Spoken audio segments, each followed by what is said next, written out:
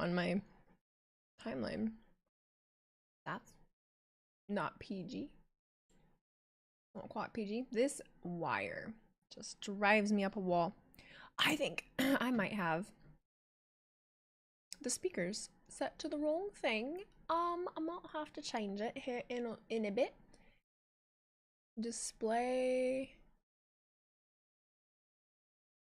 No, sound. Oh, I already have it where it needs to be. Okay, let's.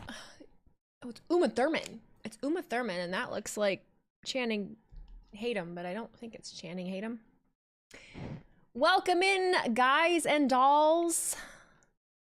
If you are just joining, hello, it's Wheezy. Hope you guys are all having a fabulous, fabulous day. I'm trying to plug in my headphones because I can't hear myself.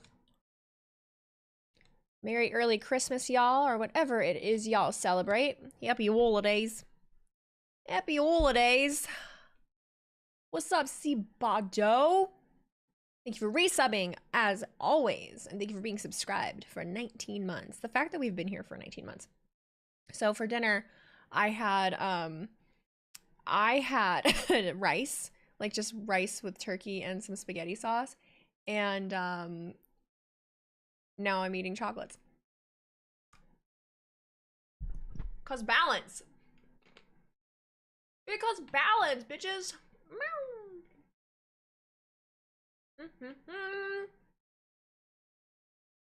Colt. If I remember, I'll call you Colt. C-Bado, because I know I'm saying it wrong. I know I'm butchering that shit, but you're so nice to me about it. Did I see the new Superman trailer? No, I didn't. I didn't. Happy Friday night. This particular Friday night, I did not come down with a 48-hour stomach flu and be in a coma. You know what I did do? I have this thing. Hang on. Wait, Paul D, thank you for the $10 super chat over on YouTube, but I don't know what you're asking. Hey, Weezy, are you live streaming both Smackdown and the CFP tonight? What's this? Oh, the college football playoffs? No. No, you guys, I don't stream football. You guys know that. I also don't give two shits about the football. No, I want, my hair is doing weird things today. I want IU to win. So, pray for Conman's return to YouTube soon. I'm not praying for that motherfucker. I hope he stays gone. I'm kidding. He'll be back. He'll be back. He has a plan. He had this all planned out. Don't you worry. Conman is going to be back with a vengeance. I am finding that people in the world do not quite pick up on sarcasm quite as easily as I feel like they should. I've found that out very, very a lot recently. But hey, what can you do? What can you do? Bunk Tuzzy 44, thank you for the resub. Stop the Pigeon 13, thank you for the resub as well. I am not watching Indiana Notre Dame tonight, guys. I don't watch college football. Are you guys new to me? I've told you this. You guys know I don't watch college football. I don't fucking do that. Is my husband at a friend's house with my friends watching college football? Yep. Do I wish I was there? Yep. But am I here? Also, yep. Hey, don't say I never made any sacrifices for you. I'm fine. I'm fine. I'm totally fine. What's up with the necklace? Weird.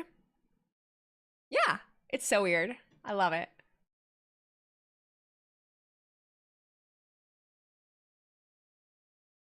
What is this?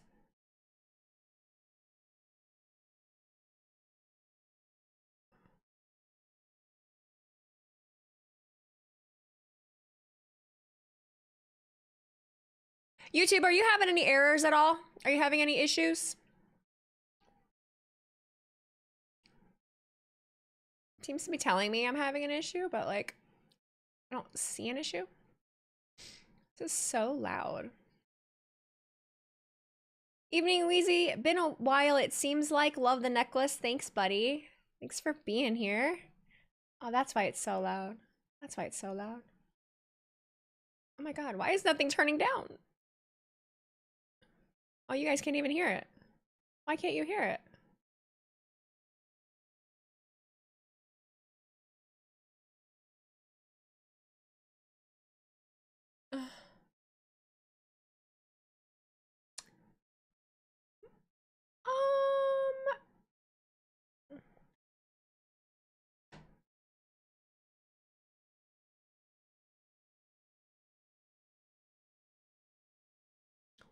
I feel like I haven't had a technical difficulty like this in a while.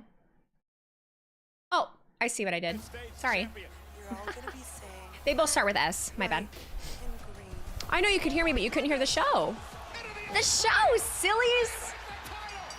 I was like, why isn't it turning down? I can't, like, it was so loud. There we go.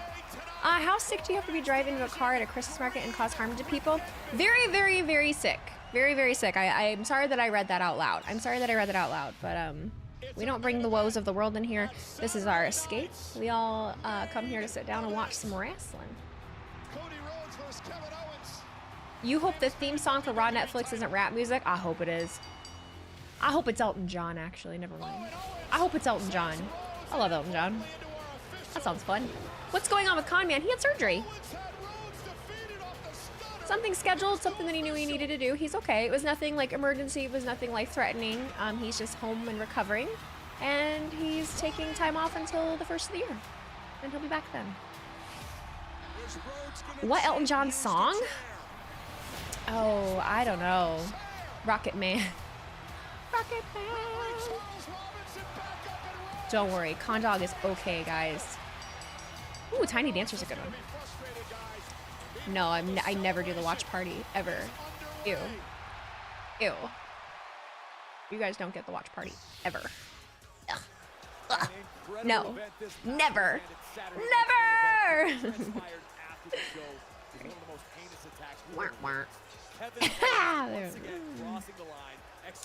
Taco Bell got chicken nuggets? Dude, they do.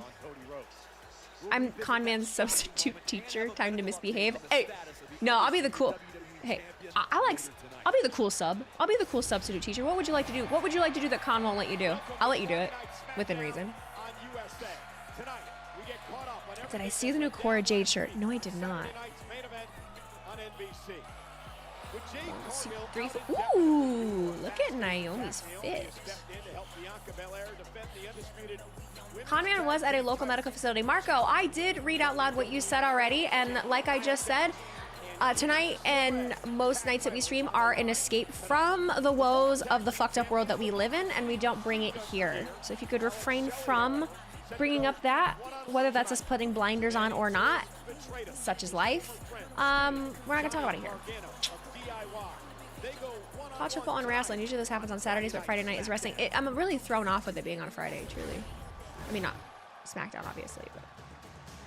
Oh, wow. Right off the bat, huh? All right. Okay. Demon of Nine, also thank you for sharing those 5,000 bits. I did already read that there. Stop the Pigeon, thank you for the resub. Manitoba Burp, thank you for giving that shout out to 11 of your viewers per usual. Wah. You didn't read, everyone didn't read the spoilers, so we should do pizza points voting. You know what, I'm gonna leave that up to the man that does the predictions, Brian. If Brian would like to have the night off and not do predictions, I fully support that decision. If he would like to do it, he is more than welcome to, but you know what, it's Christmas time, and you know, maybe we should give Brian a little break. Maybe Brian just wants to like chill out, you know. It's bad enough he has to kick people out, and you know. Santi's late, so I'm here for a little bit. Hi Koi, what's up? He's home now, isn't he? Would this be his first stream home? Brian. Sorry.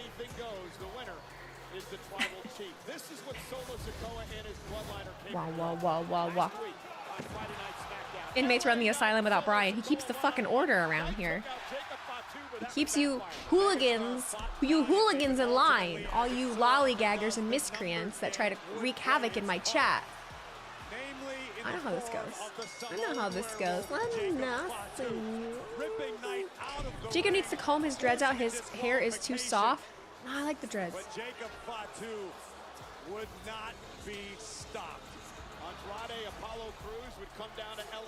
What's up, King Todd? Love my videos. Thank you. I have I want to talk to you guys, but we also have to watch the show. We have to watch the show. My Ulafala, dude, it is an Ulafala. It's a Christmas Ulafala. I look like Solo. If that's disrespectful, I'm sorry.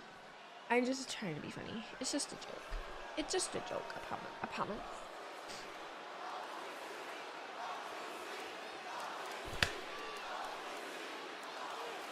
Who do we love? Smackdown.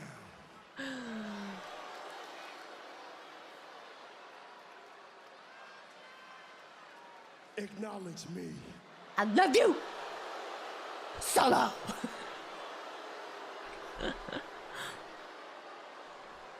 It's real sad. It's real sad without the eye patch king here, without Tom. Jacob always tweaking. I can be Jacob. I should be Jacob for well, Halloween's a long way away. I should be Jacob at C2E2. Be pretty fun. I'm gonna get people mad again. I always get people mad. So Roman Reigns sat on his little boat with the wise man. Boat? And decided to challenge me on January 6th to a tribal combat match for the Ulafala on Monday Night Raw, the debut on Netflix. It's okay, Solo. Keep going, buddy. Instead of you people saying what, all of you need to acknowledge me. I love you, Solo. Mans ain't having it. So shut your mouth and listen to what the chief has to say. Who the Lions got this weekend? I don't remember. Is it the Bears again? Is it the Vikings? No, the Vikings is the last of the season. Who the fuck is it this weekend? I don't remember. I don't remember. 49ers? Is it the Bears? Okay, I thought I was right with my first answer, Roman, but I wasn't you want to challenge me to a tribal combat match? Fucking tribal You combat. want to take the tribal chief to war? Let's do it. I forgot. I haven't seen what happened on Wednesday. We have to have talk. We have to have talk. Leave the wise man behind. Leave Jimmy What? behind. What? Leave Jay behind. What? So Roman, Now I'm doing listen it. up I don't know. and listen very clearly. What? Motherfuckers, though, really. I'd be irritated too. January 6th, Bro! walking in I really... and I'm walking out as the That's all I can do. tribal chief. That's all I can do. God damn, guys. On January 6th, I am still going to be the head of the table. On January 6th, I am still going to be your tribal chief. And on January 6th, I am still going to have the Ula Fala. His voice cracked a little bit. I'm sorry, Solo. I'm sorry, Solo! So Roman, I love you, buddy. after I beat your ass on January 6th, Damn. you can hop back on your little boat, Not the boat. sail off to the island of irrelevancy, Irrelevancy. and then You guys, I don't know why it bothers me so finally much. acknowledge me. Why does it bother me so much? Well, speaking of people that has had I don't know how to react to this anymore because a few months ago, you know, our shtick was basically to be like, oh God, hide the microphones, But I kind of actually want to hear what he has to say today. We'll see if what are his first words gonna be? What's the first thing he's gonna say though?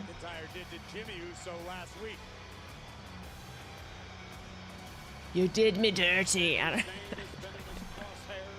We'll allow it today. Yeah, temporary mic allowance. You're right. We'll allow it. We'll allow it. McIntyre with an opportunity to win a championship.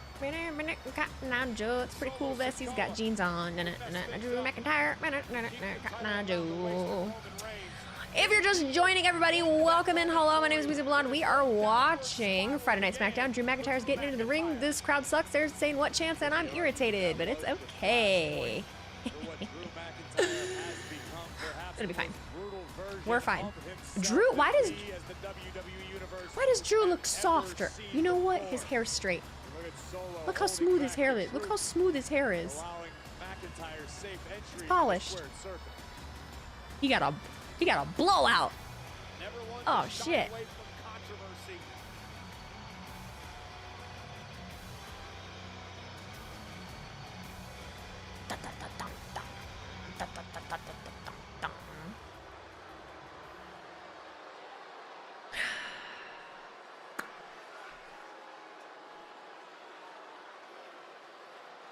Drew,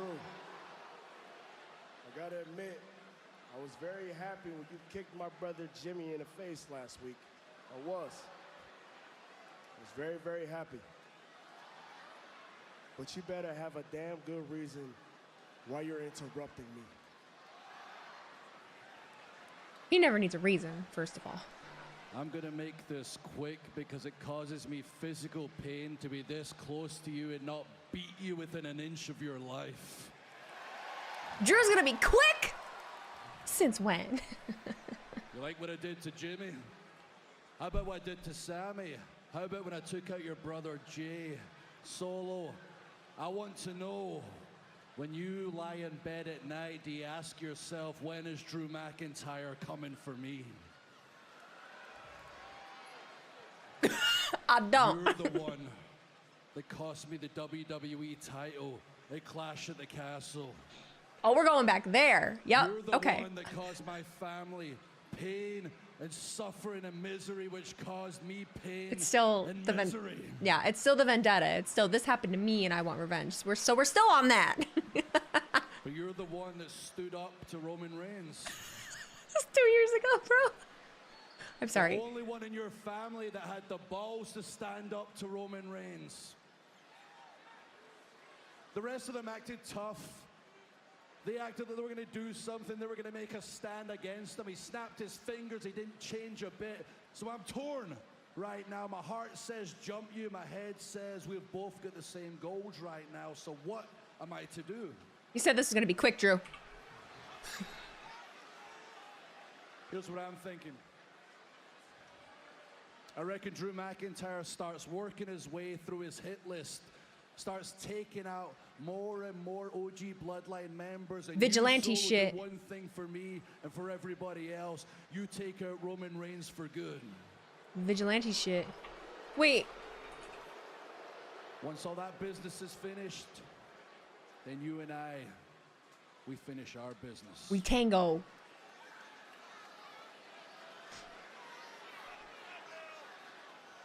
You know, Now, wait a minute. Wait, it's Jimmy Uso. Jimmy Uso with a Oh, goddamn! Not the crutch. Oh, Uso with his Oh. crutch to McIntyre. Jimmy, not your toe. You're gonna hurt your toe. Keeper's area. Payback by Uso for last week. Jimmy, be And careful, dog. McIntyre retreats. What? And now the Bloodline has to refocus because they've got six-man tag team action We do? coming up against these three I was like, why LA Knight? 6-man tag? Okay. They're kicking things off with the fireworks. Knight, Andrade, and Cruz Woo! bringing the fight to Alrighty. the new Bloodline. Solo spills over the top of the floor. I know Cruz it's with a pre-taped. front kick I am right on the fully chin of aware. Fatu. Thank you. It's time to regroup. But We got I don't go six-man looking for tag spoilers, and I match. don't really know what happened. I shouldn't have even said that. And if something gets ruined, you know what? It is A what it logo. is. It's okay. Is an identity. You know what will be crazy, though? Tells you everything. You ruin it for you need me, to and know I will no-sell without the saying fuck out of it, anything so. at all. Trips. real. Trips. Rebellious. So I listened to a ton of Chris Van Vliet today, and I'm so very inspired by listening to him. Like, but here was the thing. Here was the thing about today. Welcome to Raw on Netflix. I I know that I need to get going on content. We've talked about this, right? We've had this conversation because, you know, the world is against me. I worked 10-hour shifts straight with no break Wednesday and Thursday, and then today I have this like this thought. Not this thought, it's a feeling, and I think it's really, really true, is that my house is in chaos. Everything in my life is in chaos, right? And so I spent all day cleaning, organizing. I bought a whole bunch of new things that are coming on the way to make my house just feel better. Because if everything is in order, then that's not cluttering my mind, and then I can just sit here and I can focus and I can do what I need to do. So that's what I did today. I went to Target and I bought a new vacuum, like a stick vacuum. And then I used that today to clean out my entire closet. If you're subscribed to me on Instagram, you can see some of that. And just clean everything. Control the controllable. Yeah, you know, just get things in order. I have a spare bedroom that's been in chaos. I have just so many things that need to be thrown. I can't embrace the chaos because the more that you do, you're fighting the current. Go with it. I'm not fighting the current. I'm trying to. I've lived with flowing with the current my entire life. I've lived with chaos my entire life. I thrive. I normally thrive in it. But have I tried burning sage in my house? Burning sage in my house is not going to throw away all of my old clothes and build a new dresser and clean the floors and do all the things that need to be done. But also, I have like a whole room that is like a doom room that I needed to clean out and turn into a spare bedroom because I have a frame and a mattress that I've needed to put up in there, and just a lot of things like that donate the old clothes. I am. Thank you. They're in 2 big boxes. I spent 4 hours today cleaning my room. I donated a lot of things, but I also saved a lot of things too that I might potentially fit in again, because I really don't. There's nothing worse than getting rid of clothes that no longer fit you, but then you need them again at some point, and then you have to spend more money to buy shit. Why do you have to? Because I want to, because I have to, because this is my house, this is my home, and I want to live in it the way that I want to live in it. And my mind works so much better when I have my things in array rather than laying in bed at night and worrying about them because I am sitting here doing other things when my house, which is my life, is in chaos. I can't sit in filth in chaos when, like, I can't focus on what I need to focus on when that needs to be done. It is in the short. Why did you buy a vacuum cleaner for they suck and all they do is gather dust? What the fuck else are you supposed to do? You just supposed to let the dirt sit on the floor? What do you mean? Why would you buy a vacuum? What the fuck? Oh my goodness. Why is she always moaning? Because I've had a really, I really am. I know that. I am very self-aware. Trust me. I'm very self-aware. But the thing about it is that, like, that's just my life right now. And so I'm not gonna, what the fuck else am I gonna make up? Like, if you want me to tell you what's going on in my life and be real with you, like, that's it. But I'm also not, like, I don't feel like I'm bitching and moaning. I'm just telling you, like, fucking my steps in life. You know what I mean? I don't know. Fuck me. I feel like moaning would be like genuinely, if I sat here and felt fucking sorry for myself all the time. You know what I mean? Like, if I was here like, oh my god, nothing ever goes my way. Oh, the world's out to get me. Nah, I'm just like, we're gonna figure it out. That's hard right now, but we're gonna figure it out. Yeah. Sorry for being a human, bitch. Do people in here not want you to be a person? Yes. What do I like on my hot dogs? Why are a lot of people asking that? Mustard, ketchup, onions. Usually just mustard and ketchup, but I haven't had a hot dog in a hot minute.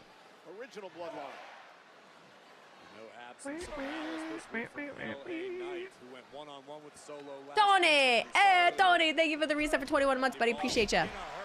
21 months. Holy shit. We're almost at 2 years. Scouts Pete, thank you for the reset for 13. Tamos 15, thank you for the reset for 8. D-Bob, thank you for resubscribing with Prime. And thank you for acknowledging me. Appreciate you. When you buy a vacuum cleaner and get excited, you're officially an adult. Dude, no, really. Also excited for this thing. We got one at work, which is why I got it.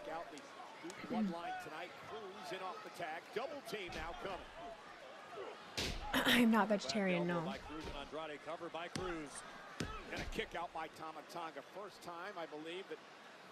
So how did this match come to be? I didn't get to watch last Friday. I was in a coma. You're doing steps to make your situation better through the chaos. Awesome. Thank you. That's all it takes. I'm just telling you what's going on. I had a really good week. I've been in a really good mood this whole week.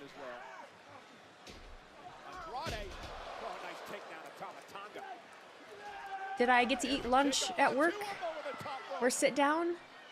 No. But did I have a good week? Yes. It's been a real good mood this whole week. Careful, Apollo. I did get a Dyson, yeah.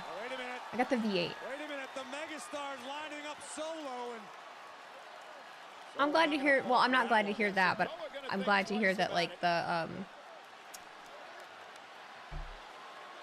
the streams help with calming you, Dusty. Crazy Bot is my emotional support Twitch streamer. I try. My energy is noticeably high tonight. I feel like I was good Monday too. It's been like a whole week thing. We've been vibing.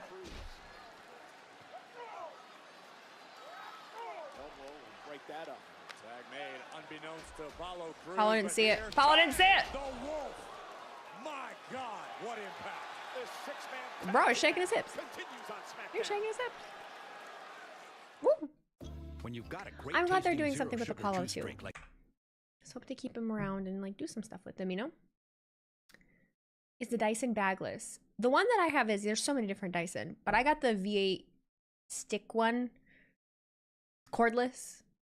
Great, love it. I didn't get it, so I have a great vacuum. My main vacuum. We're such adults right now. Let's not talk wrestling. Let's talk vacuum cleaners. So, my main vacuum cleaner is a Bissell. It's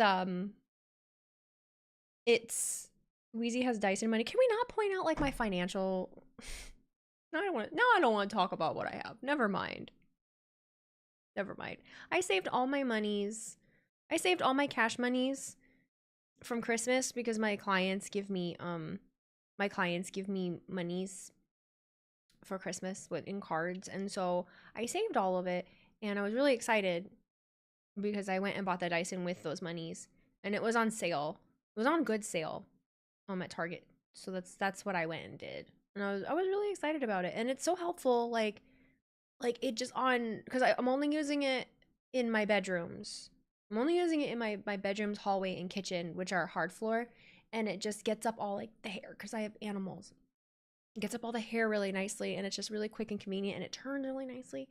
And but my main vacuum is a Bissell, and it's the pet hair eraser one, and that one I use on my carpets. And then it has like this badass attachment that you can use on your with the hose, like on your furniture. It's bitchin'. You got a Roomba. A couple people saying they got Roombas. T-Max said you got Roomba. I just don't trust a Roomba in my house. My house is really strangely laid out, and I don't think my dog can handle it. He's such a spaz. I did see Chelsea burn Logan on his tweet. Vacuuming can be really satisfying, but it's also so gross though too. Like I have animals, and we don't take our shoes off, and like it's just gross in here. It's just really gross. I actually really was I'm ready to fucking fight my husband. I hope you're watching. I hope that you're at our friend's house and one of you pops in at this particular moment, because it's so much more fun to tell you through stream than to your face that I just want to fucking fight you. I just want to swing. I just want to swing on you, cause man, I am the only one that cleans this fucking house, and it gets so gross. It gets so gross. It gets so fucking gross. What the fuck, dude? My God. Anyway. Your dog would eat a Roomba? No, he wouldn't eat the Roomba. He just would like bark at it. He just would, he's such a spaz. He just would follow it around and like bark at it and be annoying. So. Peruvian Pet, thank you for subscribing. Appreciate ya. First timer. King of Mad Props, thank you for resubbing as well. A Demon of 9, thank you for turning 5,000 bits. Wheezy, you're my Lions buddy. I am. That I am. I do love my Lions. I'm doubly Lions today. I've got my screensaver and my thingamabobber. We're men. Loving us means never having to say we're sorry. No, yeah, you do. Yes, you do, because that's healthy. We both have a Dyson and a Roomba here. They're both so useful. They really are. I think a Roomba would help you out. You can use it when you take your dog out for a walk. I don't take my dog out for walks. So make sure you don't have cords on the floor. I have a cat too. I don't know. Threatening your spouse with physical assault must be her love language. If you're in a healthy one and your significant other's not going to get mad at you about it. And tell him about the trash cans that you talked about. I did tell him about the trash cans and he knew immediately. I actually just told him about the trash cans today. Because it snowed. So now, because it snowed, to take the trash out, I have to walk through the snow. What? What was that about? I think Jacob knows exactly what he's doing. Oh! His knee went right up his bum bum. Regard for human life or well-being. Ow! Sorry. Tag made. Here comes Andrade. Andrade looking to pick the pace down. How does Andrade look like Seth Rollins right now? Like, if you squint, like, from far away, it looks like Seth Rollins. This is wildly. Down goes spot 2 and Andrade rolling. It blows your SoCal mind. What, the snow? Yeah. Snow is something from movies to me. It's my life. It's all the snow.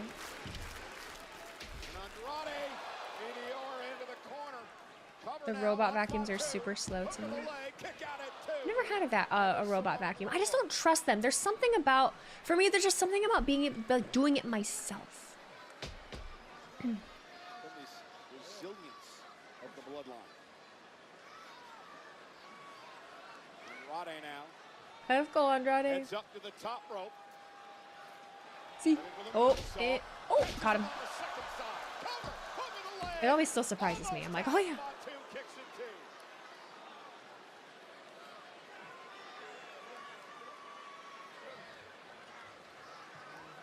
Hung up in his feelings a little too long right here. Feeling it's going to backfire on the luchador. Mizi Santi has 8 ads before his Twitch, that fucking prick. Yeah, what a douchebag. What a douchebag, that guy. Man, that guy sucks. Am I right? Ooh, careful.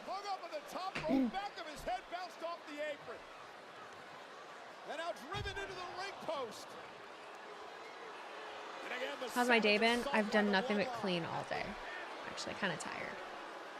But like very productive. I have an Ula follow too. I have one too. Right now, the Ula follow belongs to Solo and Me too. only Solo. As we look again at Andrade being Will SmackDown go 3 hours? Yes, I believe they just announced it today. That it'll be 3 hours, the first episode on USA of January. Wow.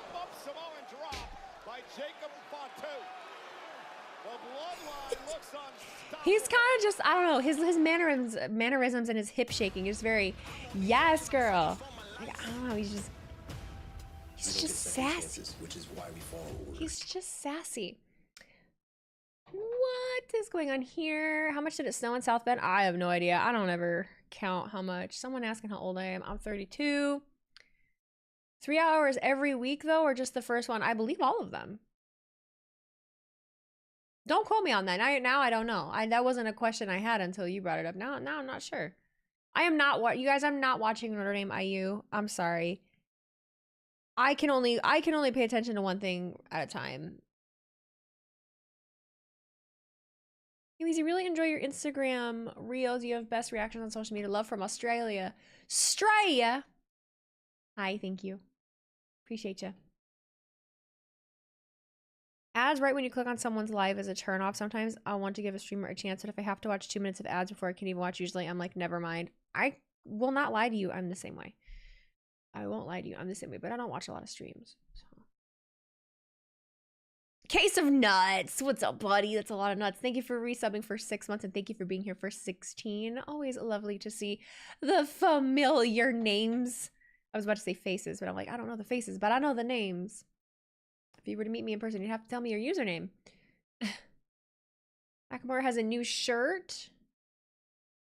I'm waiting for my Chelsea green shirt to come.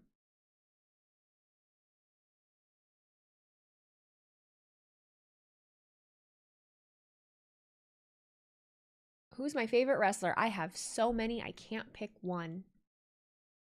Grandma got run over by a reindeer. Coming home from our house Christmas Eve. You can say there's no such thing as Santa. As for me and Grandpa, we believe. She been drinking too much eggnog. Nice to see you again. Hello, Clarice. Am I going out caroling? Nah. I don't know if anyone does that around here. I would love to. I like to sing. Do I have any plans for Christmas? I do. Nothing crazy. We're not big holiday people. I wish we did. I wish I had a Home Alone family that had we all got together, made like Christmas cookies and enjoyed each other's company. I feel like my family gets together and then like they're dying to get away from each other. It kind of sucks, but you know, it is what it is. No way that you were 32. Yep, sure am. 1992. Does that necklace have any weight to it? No, not at all. Home Alone family that leaves you alone and forgets you at the airport. Yeah, but you know what I mean. I don't know. Before they forget him, you know, just like everyone in the house. I don't know. Maybe there's a better. Maybe there's a better comparison. You had your birthday. My birthday was in November, dog. Bad start for Indiana so far. Do we plan to see your family for Christmas? I do. Some of them. On a scale from 1 to 10, how would you rate Lillian Garcia's Chelsea Green introduction? 10. Now Jacob Fatu just imposing his will, having his way with a fallen Andrade. Taking out Apollo Crews. Get out of here, Apollo.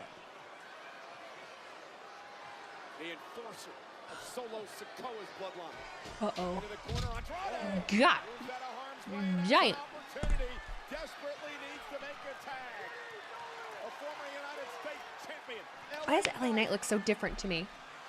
Why does he look different? So close, Andrade trying to drag himself to the corner and make a tag. He's on his tippy toes. He's like bouncing up and down. He's so excited. He's ready. Put me in, coach. I'm ready to play. Trying to prevent Andrade from making the tag to LA Knight. He is fingertips away. Ow. Go. And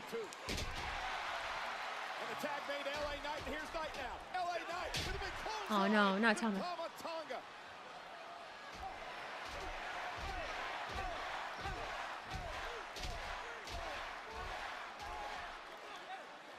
Don't touch the ref. Oh, never mind. He was helping him. He was just getting him out of the way.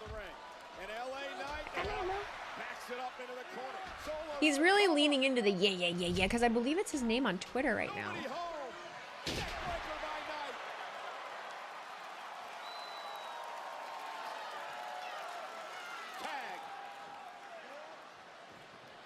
Do I think Jacob Fatu should have a singles championship? Absolutely, at some point.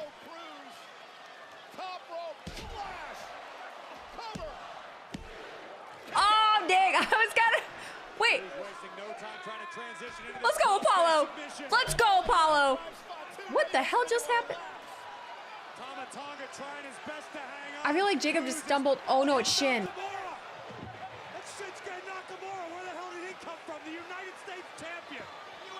Sith Lord Nakamura is here. I feel like I should have seen that coming. I feel like I should have seen that coming. Break up the submission attempt. Darth Nakamura. Now Andrade putting hands on Solo. I was really hoping Apollo was gonna get the pin or like submit somebody. Solo, a one-man wrecking crew at the moment, dragging Tama Tonga to the bloodline corner, tagging himself in, the new tribal chief. Good Oh night, no. Cruz. Oh no. Oh no. Oh no. And a Samoan spike. Cover by Sikoa. Oh God, why did it have to be Apollo?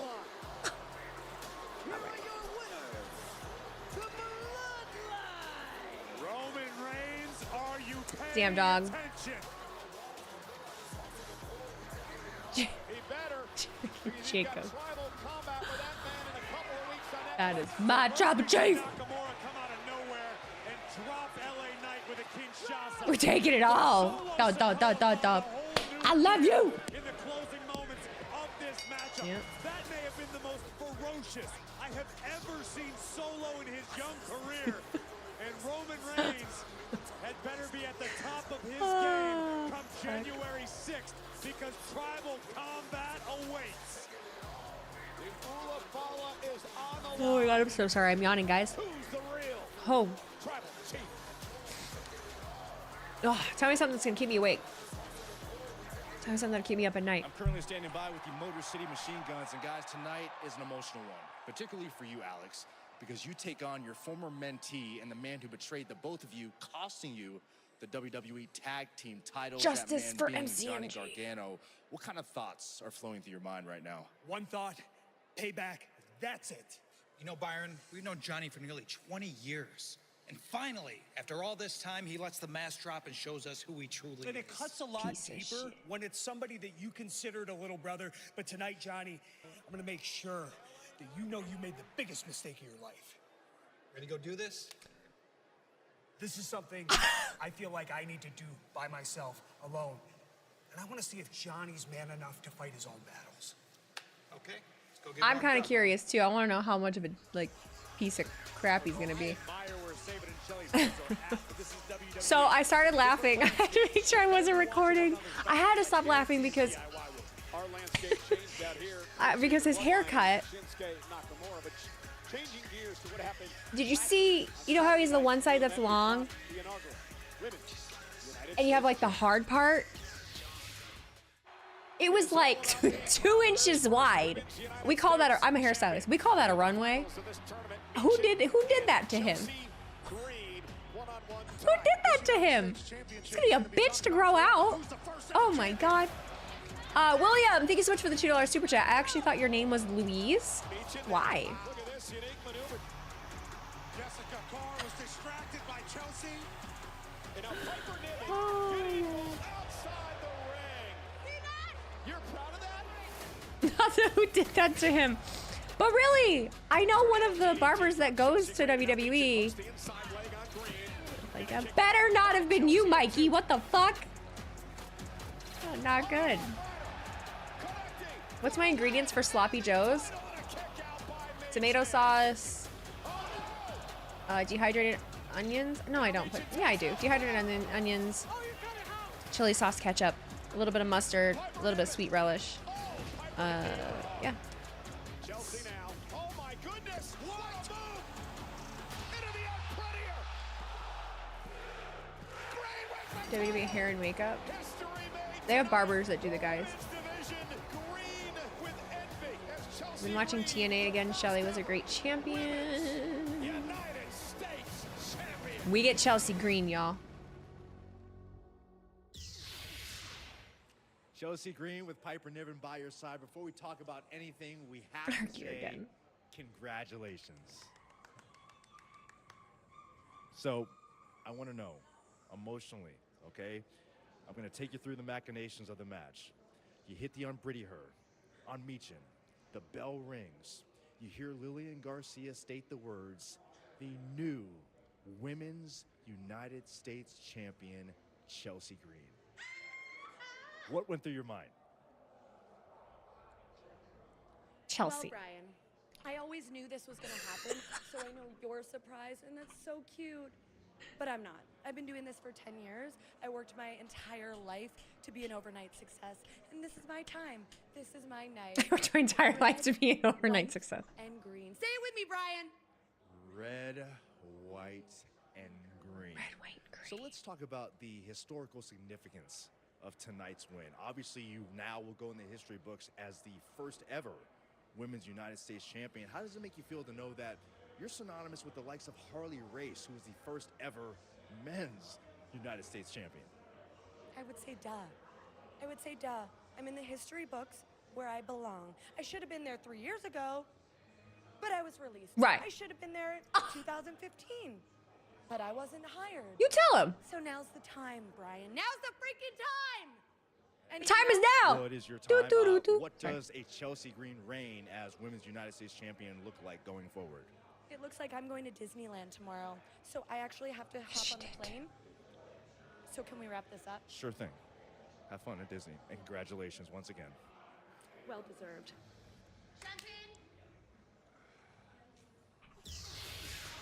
Cute. Coming up, we'll take a look back at The best United States champion ever. The best United States champion ever. No ifs, ands, or buts about it. Longest reigning women's United States champion also. All right. I don't want to hear any arguments. None ya. Matt is such a lucky man. Yeah. Of course. Duh. Terrible time to go to Disneyland. It's going to be crowded as fuck. She already went. She already went. It's already been done. It's already been done. Guess they forgot to play that last week. No, they probably just kept it, you know, for later. Kept it for later so we could see stuff later. Because that's fun. Have surprise secrets. Surprise secrets. I'm pretty sure her and Matt have regular passes for Disney. Probably. Probably. They do live, I believe they live in Orlando. You know, most of them do, so. Yeah. Oh, she did forget her gum in his hand. Dang it. Well, you know what? Saxy can use it himself. Probably still has flavor to it. Why not? He could sell it on eBay. That's a better idea. You remember when Kane with mask and everything said, I'm going to Disneyland as happy as he could be? I honestly don't, but I have a shit memory. Shit. She shouldn't have to pay. She's the best US champ. Literally. Why would you not just allow the United States champion Chelsea Green into Disneyland for free? It's free PR for you. It's a good look for you. She shouldn't have to lift a finger. She shouldn't have to pay for a damn thing, you know? Like, bitch, be for real, Disney. You make enough money. Let's simmer down. I'm with you. I'm with you.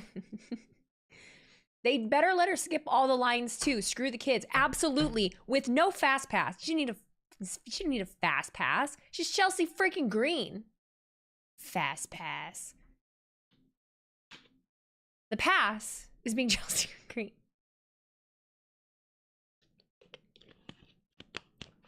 Ugh. Screw Make-A-Wish. She should be able to cut the line of any Make-A-Wishers. Chelsea should be the wish. Forgive me. Do. Chelsea definitely the best US champ of all time and better than all the ones before her. All of them. Every single one. Every single one. Logan Paul can sit his ass down. Sit his ass down. Ooh, she's just getting real heated. I'm just getting passionate, you know? I'm just getting real passionate. The whole female roster got to enjoy their singles title runs while they can until Charlotte returns. LOL. Well, Charlotte's likely not going to take them all at one time.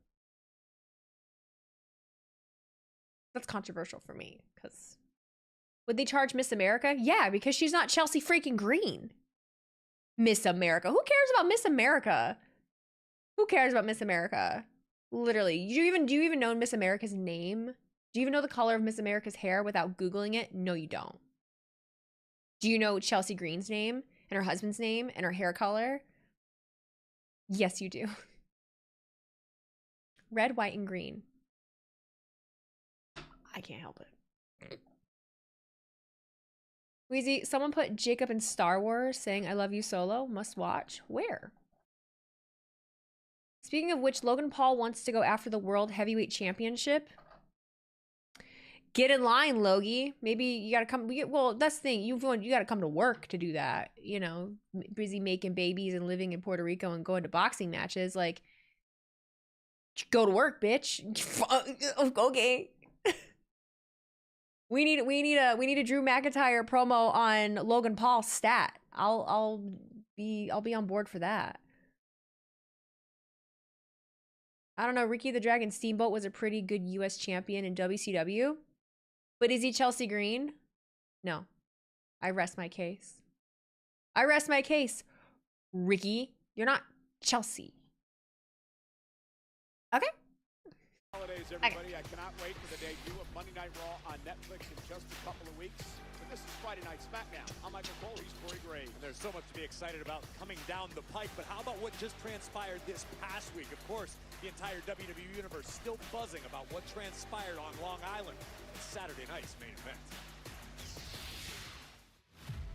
It's our main event. At Saturday My chipped tooth is really starting to bother me. It's getting really sensitive, you know? Cody Rhodes versus Kevin Owens. It's getting real sensitive. The undisputed WWE title. Monty is not hurt. He is hurt. I thought he was hurt. It's just an MCL tear like Seth Rollins had, so he doesn't have to have surgery, but he's got to rest it, right? Or did they just fuck up and he actually it isn't torn at all? I don't want you to ever judge me for glazing the Tribal Chief with the way you just glazed Chelsea Green just now. Listen to me right now, T-Mac. You cannot compare Roman Reigns, Tribal Chief, versus the best United States champion ever, Chelsea Green. And let me tell you why. Because Chelsea Green is a ray of sunshine. She is her. She has been working very hard to be an overnight success. Not only that, she has personality. You listen. She just radiates something, you know? She can talk her way out of a paper bag.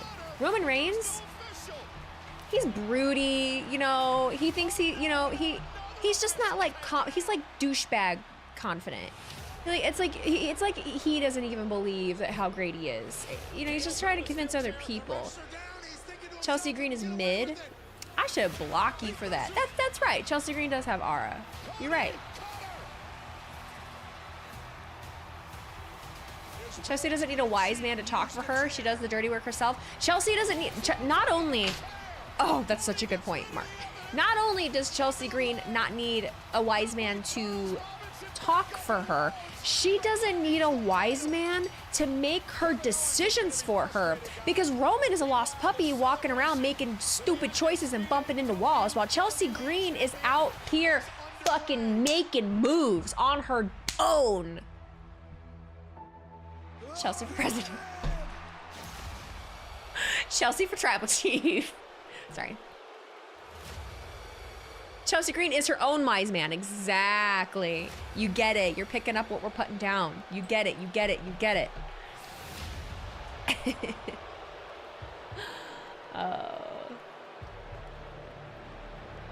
Chelsea is high than a kite. What you all talking about? What the hell does that mean? High on the scale of relevancy? Absolutely she is. If that's what you mean.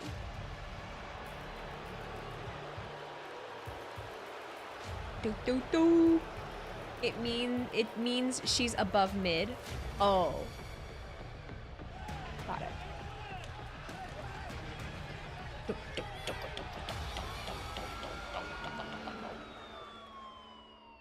Wee woo. Kevin Owens' use of a manned pile driver on Cody Rhodes caused the undisputed WWE champion to be taken out of the arena last Saturday on a stretcher. Cody was kept overnight at a local hospital due to cervical swelling and was diagnosed with axial compression of the cervical spine with x-rays fortunately negative for a fracture. Cody's now home resting and we all wish him a Look at Pat's face. It's like... As for the reprehensible actions of Kevin Owens, KO had this to say. Oh, God. What happened after Saturday night's main event was not my fault. Kevin!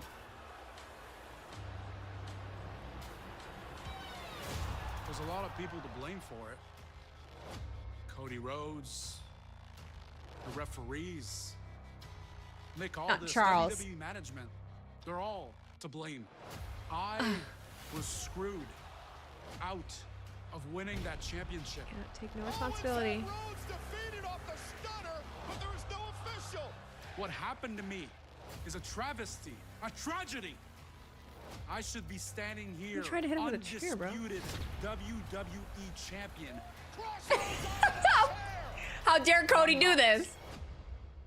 But I took this because I deserve it.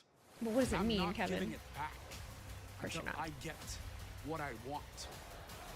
Everyone needs to understand you can only push a man so much until they snap. But the good news is, I haven't snapped yet.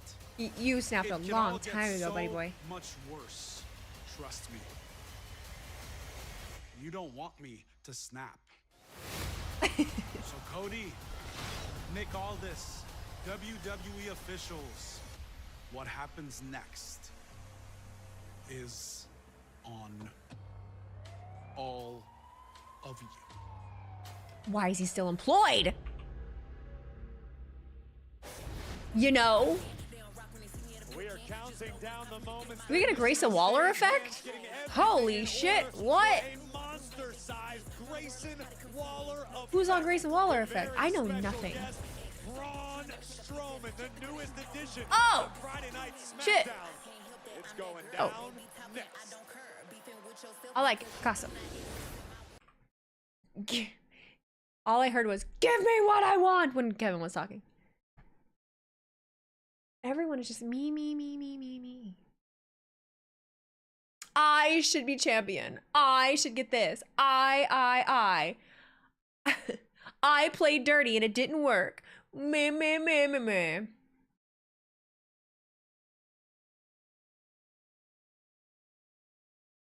I didn't know the difference between Ezekiel and Elias. Meh, meh, meh, meh, meh, meh. Braun was Carmelo's opponent last week. Oh, no shit. I didn't know that. I was in a coma. The true winged warrior. KO cutting a promo in a basement. Can't get any lower than that. You know, it's just backstage. It's all right. You know.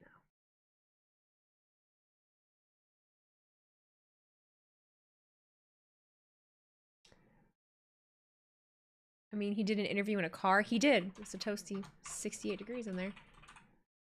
Elias is a pastor on TikTok now. I know, it makes me uncomfortable. The last convention I went to, I was like, we're not making eye contact. I should host a Busted Open show. I am going to be starting back up a podcast. That's why I'm getting my life in order.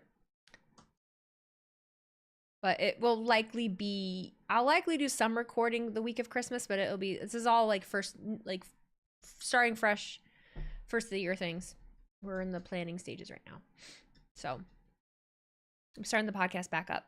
Trying to decide, I probably will just keep it Shooting the Wheeze instead of doing two. I was considering splitting two up and keeping Shooting the Wheeze as not a wrestling one, but we're gonna just make it be whatever we want.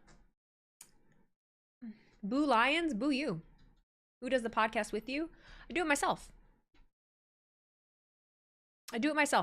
I will invite people on. Sometimes I'll do interviews, sometimes I'll just have like a co-host, but for the most part, it'll just be me. So it'll talk wheezy. It's called Shooting the Wheeze. Shooting the Wheeze. We bringing her back. Who will I interview next? I don't really know. I don't know if I'm gonna interview or if I just want to bring someone on. I really do want to bring Shayna Baszler on. I want to bring some members of my family on, a couple different creators. Adam Pierce. Meechin, I think I could. Who else? I want to ask one of the Von Erich boys. Who else could I ask? Oh, there's a TikToker wrestling fan. His name is official Megs on TikTok. Chelsea, I could get Chelsea. I would love to talk to Chris Van Vliet. Alex, Queen of the Ring. Alex is currently on hiatus, but if and when she comes back, I would love to. Pretty Deadly would be a fucking good guess. I'd love to talk to Pretty Deadly. You request Top Dollar from TNA. We've done with Top Dollar before, but he's usually down to go on if our schedules align. Adam Pearce, weren't you trying to get him fired? LOL. Really depends in which context we're talking. I'm talking as Alexis right now. I'm talking as Alexis with the podcast right now, not Wheezy talking shit in character on the internet. Me and Pierce are cool. Appear on WWE's The Bump. Is that show still on? Yeah, I'll just show up. I just show up. I really don't know if it's still on. I don't think so.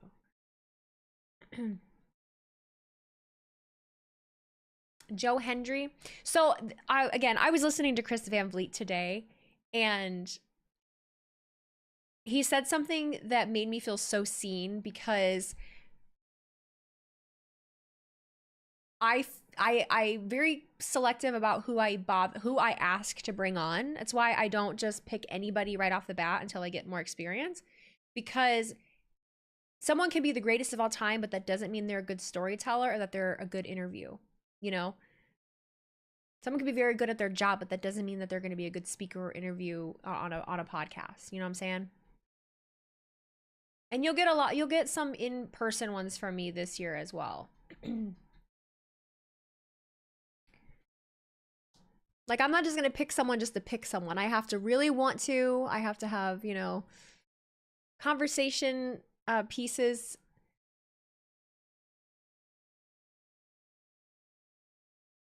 Have we talked since I was on? Shit. I say though, like I get it. You've known Chris Sabin and Alex Shelley for a lot longer than me, but 20 years. it surprises me that Alex Shelley is dumb. What do you mean? Like he wants this grudge match. Like you can't win the tag team titles. Like, I don't get what he's doing. Look, Johnny's unsure. But look, he wants his payback on me. I understand that. But you know, he wants to challenge my manhood. I'm all man. I made a kid, okay? You did, yeah. Papa John, Daddy Champ. Of course you made a kid. He did specify that he wants to do this on his own. So you know what that means? You need to stay right here, okay? Just you need to stay right here. Because I'm going to go out there, handle business by myself. I'm not some He's not going to stay right here. 18-year-old kid with a dream anymore. No. Dream came true. Dream came true. 2 times. I'm going to show him I'm Johnny freaking wrestling, okay? So you Freaking wrestling. stay right here, okay? You go get him. Kid's going to handle the business. I'm gonna just stay right here. You're going to go right out there, you lying ass. Muscle. You trust me. He won't move a muscle. I like heel Johnny too. It resonates it resonates a lot better on screen. I like it.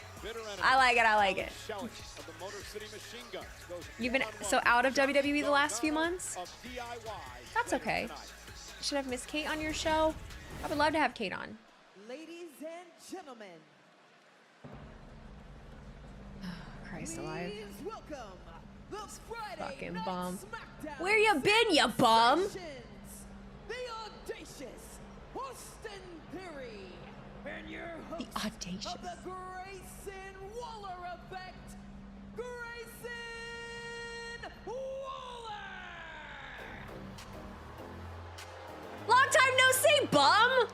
Sup, dog? Oh my god, they're tan and slick and irritating looking as shit. What's going on? Look at the ice on his neck. What the hell? Grayson Waller and Theory. Why are you still here? And the hottest show in WWE keeps getting hotter because I get scoop after scoop, lad. And tonight's a big one. A really big one. My guest tonight is the first transfer over to Friday nights on Smackdown. He is the monster of all monsters, Braun Strowman. I don't know, Grayson looks concerned. He looks concerned! I really believe why your interviews went so well with WWE wrestlers is you're not trying to act like you know everything about the business or trying to break kayfabe and so on. You keep it fun and interesting with questions about life they probably don't get a lot. I would love to have the opportunity to do it again. It's just, you know, things are difficult. Things are difficult. Things are difficult. Can you imagine Jim Cornette making a nickname like he did with Pockets? Oh my god, it's Strowman Claws. What is he tossing out? Strowman t-shirts or what the fuck? Friday Night Smackdown on January. Big son of a bitch Santa. Ho, ho, ho. Here on Friday Night Smackdown, Carmelo Hayes is going to have a match against SmackDown's newest acquisition. Well, Braun Claus, Santa Strowman. Braun Strowman, Corey. Carmelo Hayes. What was that podcaster who interviewed Dwayne and it changed his whole perspective on life? I do not know. Wasn't without glimpses of greatness. I don't know. Carmelo Hayes had never experienced anything like the monster of But I almost got, I felt that way. Speaking with Tom Grossi this week was put me in a very, you know, good mood. He was such a good interviewer. It was really inspiring just talking to him. I really appreciated it. Alex Rudabush, thank you for the resub. Appreciate ya. What do you think Braun Strowman has in that bag that you would like? That it would serve you in any way, shape, or form? I don't know, but I'd like. Lizzie, when can we get a collab between you and Cardona? I don't know. It would just depend on his schedule and what we would do or talk about. Thank you so much for coming, Braun. How nice of Braun to help all the poor people here in Hartford. That was lovely. That was really nice. You're gonna start like that? No. You want to piss me off right away? No. Get him. I'm spreading Christmas cheer and you're gonna act like that? Thank You're you. right, and I thought this just made sense. The biggest acquisition in SmackDown history. Shut up, Grayson. On the biggest talk show in SmackDown history. It makes sense. Don't any bigger than this, baby. But before we start, I know how this goes sometimes. I just want to let you know I've invested a lot of money into the new set. I spent a lot of money, so maybe we continue to spread Christmas cheer and we just have a civil conversation. We just ask you a few questions. No damage. You run those smart mouths, and I can promise you I'm gonna wear y'all out with all this stuff in here. Beat him with the tree. You know, I gotta be honest. I'm very surprised you agreed to come on the show. I don't know if anyone's told you this before, but you're a little intimidating. But the more I thought about it, the more it made sense because you understand the benefit of associating with A-Town Down Under. Because I think I just threw up a little bit in my mouth. Oh no. I get it, but I get it. Smackdown's very scary right now. It's dangerous backstage. The bloodline's going wild. People getting attacked back and forth. You don't want to go in the car park. Sorry. Did you forget who you're talking to? No. I just thought it might be a good idea if Braun looks after Braun for once.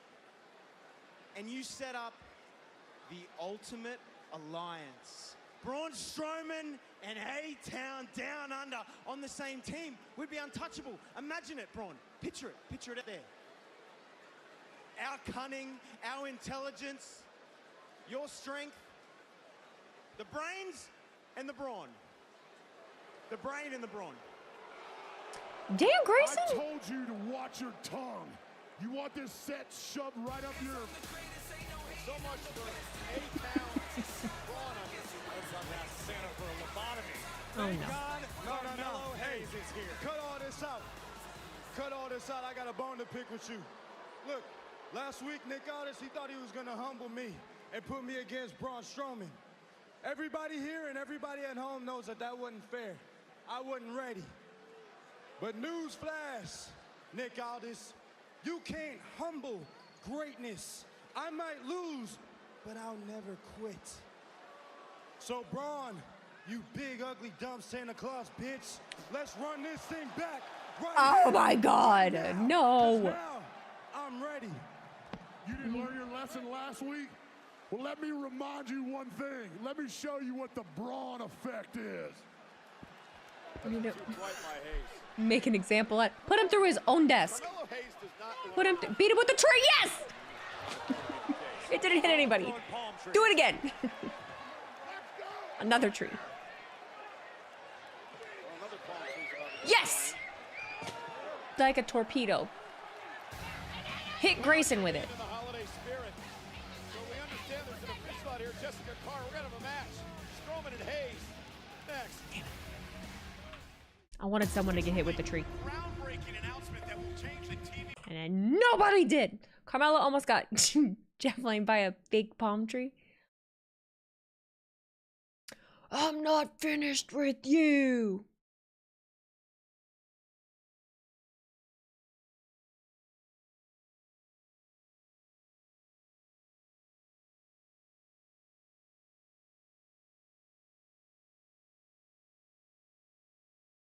Was I not paying attention? Have I ever been to LA? I have not. I like my coloring Ulapala. Thank you. I love that we're such wrestling fans that know Samoan culture, and you guys are like, it's an Ulapala. I love us. I love us. We're so funny. Ugh, nobody else would have any idea. Everyone else would be like, oh, what a cute Christmas necklace. And you know what? Wrestling fans are like, that's a nice Ulapala. Like, thank you. I love us. We're great. The snow is beautiful. It is for an hour, and then I'm over it. I'm just so over snow. You were there for Mania 39, not a place I want to live, but it's nice to hang out and visit. I've never had any desire to go to LA just for the sake of going to LA. I would still like to try to get myself to LA for Raw Netflix, but you know what? We'll do what we can. What a horrible segment. I liked it. I liked it. Weezy, you never went to LA, then I must be lucky because I've been there twice already. Is going to LA a sign of luck? I've just never wanted to. I've never had any reason to.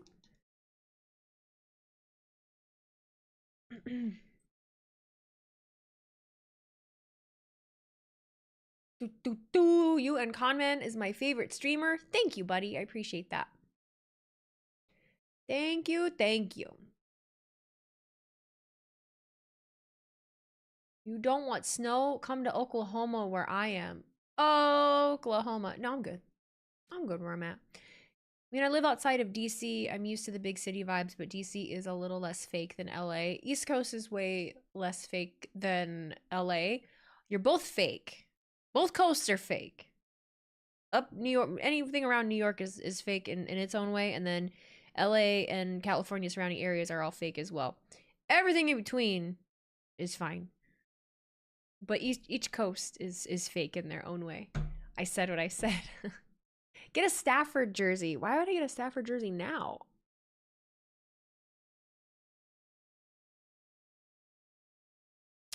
You feel attacked? I don't know what to tell you. You not biased at all, Midwestern? I'm not biased because I don't live on either coast. So both are. We've totally had this conversation before, but the thing about each coast, the thing about up New England area, New York, all that, and the thing about LA, California, West Coast is that both of them think that they are the only people in the world and that the world revolves around them, and that anything outside of them is weird and wrong, and it's just not how the rest of the world operates. And it's weird. They come here and they're like, what do you mean my burger's not ready in 15 minutes? What the fuck? I'm like, hang on. Hold on. You're at a dive bar in Cleveland, Ohio, bitch. Like, what the fuck do you think is gonna happen? This is crazy. This is crazy to me. Where am I? I'm in Michigan. I'm in Indiana. I am on the Michigan-Indiana state line. I am in the Great Lakes. I am an hour and 20 minutes from Chicago. I am less than 3 hours from both Detroit and Indianapolis. I'm an hour and a half from Grand Rapids. I'm 4 hours from Cleveland. I'm swinging on everyone. Native New Yorker here saying, trust me, we are the opposite unless you go to Staten Island or upstate. I'm only speaking from the ones that have come here and sat in my chair and that I have met. They're the most judgmental people I've ever met in my fucking life. The most judgmental people I've ever met in my fucking life.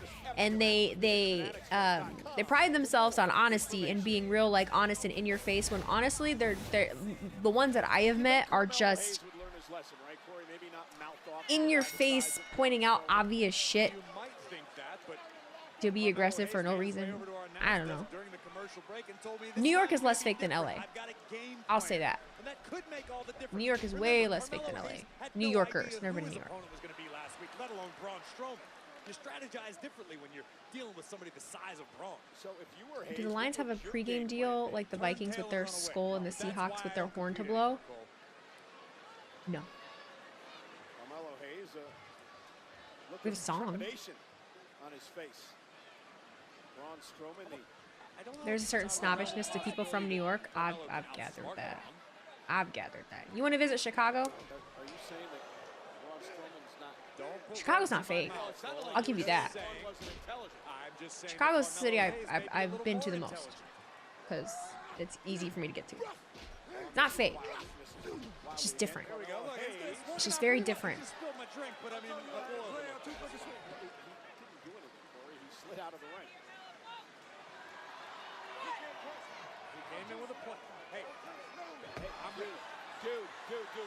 Choo choo! It's been a while. Oh, it's been a minute. There we go. Look at this. Carmelo Hayes making things happen. Oh, wow. To the neck. Hayes now has the big man down. I like this. Carmelo just bulldozing Strowman. Yeah, trying to overpower the big man here. Everyone come to Chicago. Chicago's a cool city to experience. I recommend going in the summertime. Fucking cold. Anything on the lake is cold, man. Detroit too. They're both cold.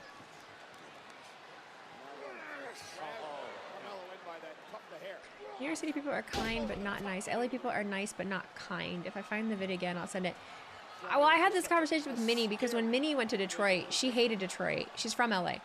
She hated Detroit. She said people were mean. And I was like, huh? Like, what the hell did you deal with?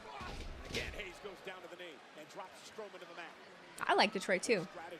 I heard a lot of people that didn't like Detroit, and I was flabbergasted by it. And a lot of it was...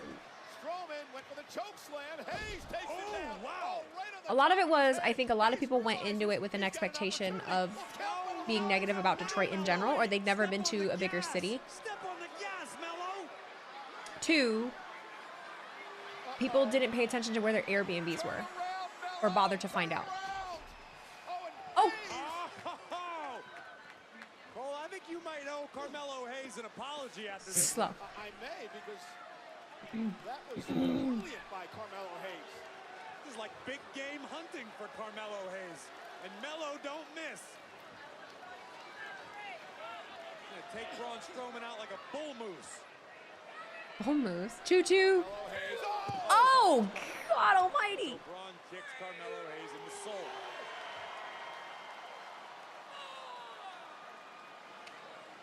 And Hayes just dropped. Talking shit about LA when you've never been is crazy.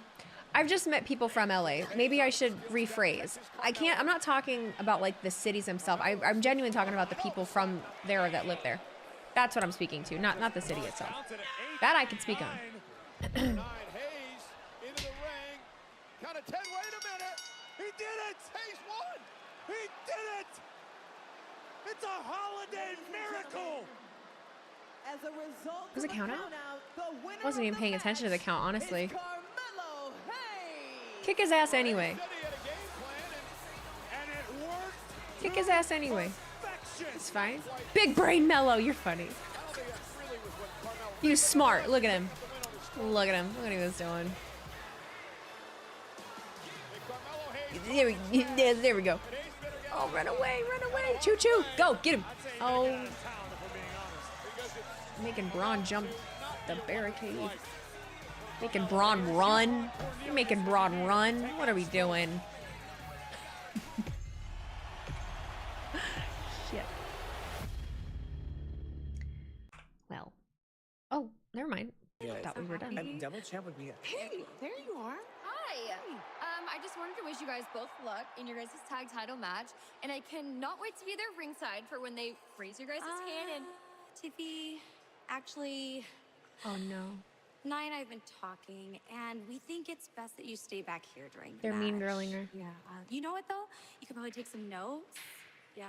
See what a championship victory looks like, and you know, actually, if you want to help, you could get some champagne, balloons, maybe streamers. We're gonna need all that after we win.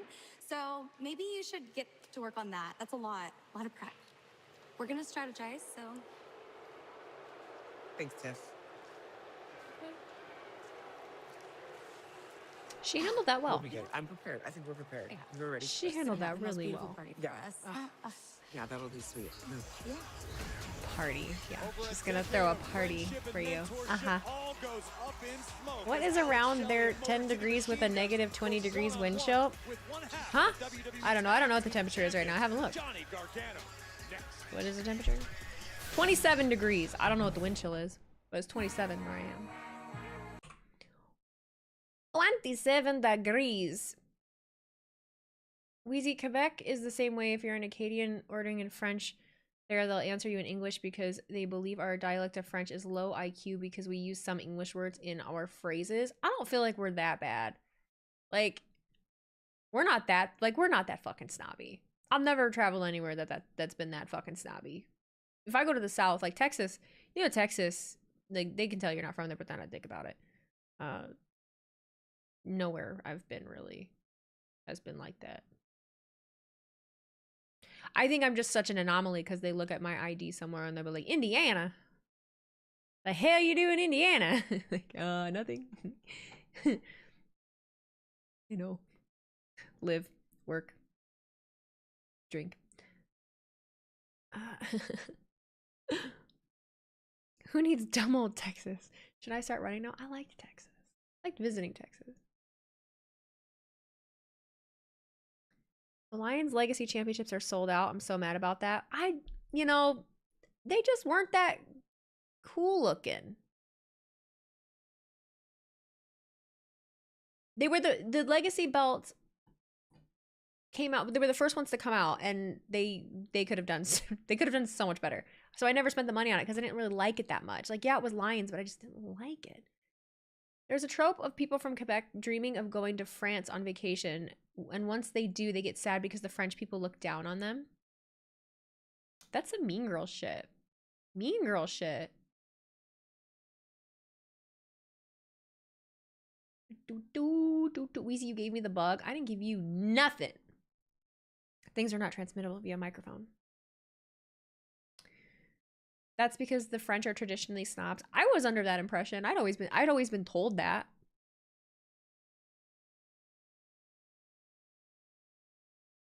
You're kicking yourself for not getting the OTC Yeet shirt. It's all sold out now. You gotta jump on those things right. Like I'm regretting not getting a Lions Christmas hat, a Santa hat, a Lions Santa hat. I should have done that, and I did not do that.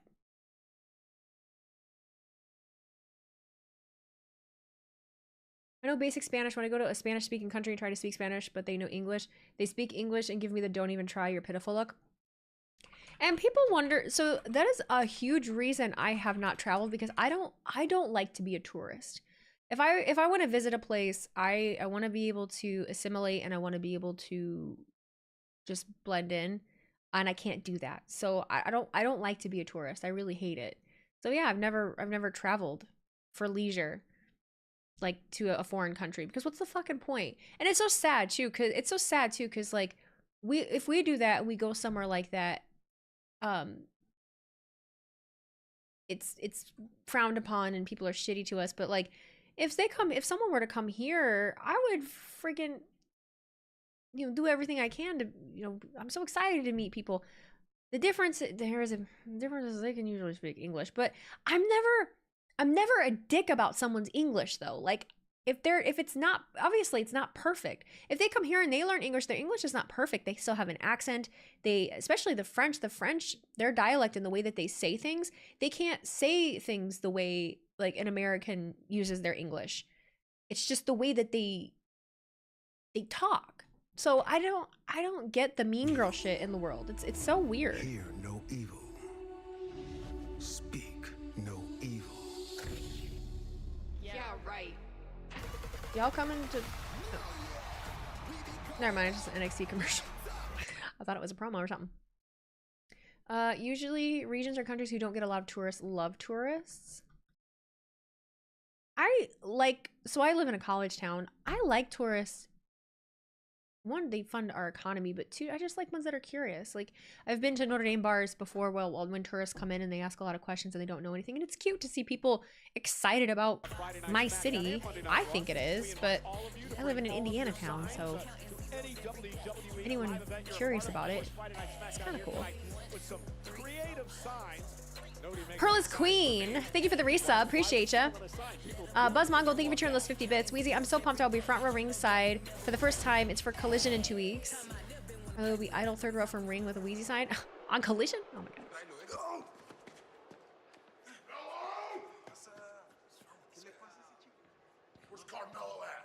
I'm not finished with you. Screw you, I'm not a snitch. Not telling me he's worse than snitching. You look like a snitch in that turtleneck. Sorry. Straight. Thank you. You're welcome. Carmel! Where are you at? Be nice to them. I don't care about the stupid musical. You should. They've been working hard on it forever. We still have no updates. I normally would be sympathetic, but you were just pretty deadly, and now I don't care that you got hit with a chair. But you just pissed him off. Oh boy.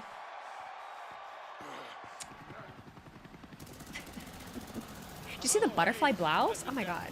He really does. That was fancy. I hope he knows what he's doing. You do me, SpongeBob. You're a little French on my late mom's side. My ancestry DNA is so all over the damn place. Am I following the indie game? I'm not. Nah, I'm not.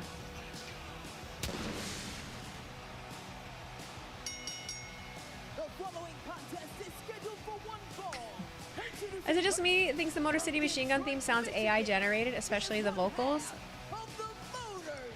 You're not wrong. You're not wrong. That fucking runway on his hair. Who did that to you? He wanted to do this alone here tonight. Who did that to you? And Royal Rumble is presented by Cricket. I like their pyro too. I like the coordination of it. Smile. You're on Cricket. No smiling tonight for Alex Shelley.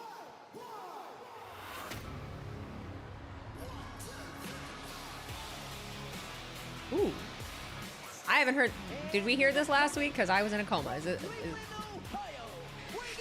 Weezy, why didn't you react to the music being different? Because I never know anything. That's why. Because I just live in a state of being wrong.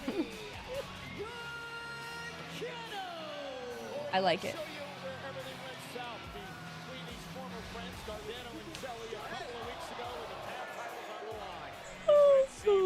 You've been out of the United States, but I've been about half of the United States. Prove it. Hey, Weezy, first time in your stream. I'm an upcoming pro wrestler from England. What's up? What's up, pro wrestler from England? Hi, darn. Do you know Simon Miller? I'm kidding, kind of. Someone said because you're real. I am a real girl. I am a real girl. So interesting background between the two men in the ring, Johnny Gargano and Alex Shelley. Johnny Gargano was trained by a man named JT Lightning. I wrestled him a million times in Cleveland. He brought Johnny Gargano to Cleveland All Wrestling, where he also brought in Alex Shelley. Let me ask you, Cole, did Johnny Gargano tell you that I was the champion there at Cleveland All Pro? No, because Gargano thinks he invented the wrestling business. This little twerp is the biggest problem I've got with anybody on the roster. I would fight Johnny Gargano any day of the week, and I can't wait to watch Alex Shelley knock Johnny's teeth down his throat. Oh, well, now, Corey, I want to see you fight Johnny Gargano.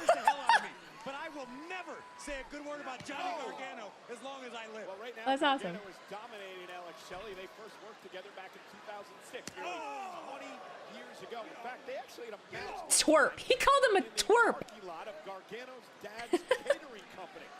Long-time friendship between these two, but Gargano put the friendship behind in order to win the gold. Do you know why Gargano's buddies with everybody who's on the independents? Because his dad let everybody sleep over. Cheaper than paying hotels. No, I drove back to Pittsburgh. They wouldn't let me stay. Damn, Corey. I like it. Shelley, who wanted to do this alone tonight, has had single success in his career. A one-time TNA heavyweight Impact World Champion. Alex Shelley, such a technical wizard. As much as Johnny Gargano knows and likes to refer to himself as the mechanical marvel. But to be honest, my goal is WWE, so me too. Just in a different way. Can twist you 6 ways from Sunday. But the kick from Gargano put the brakes on Alex.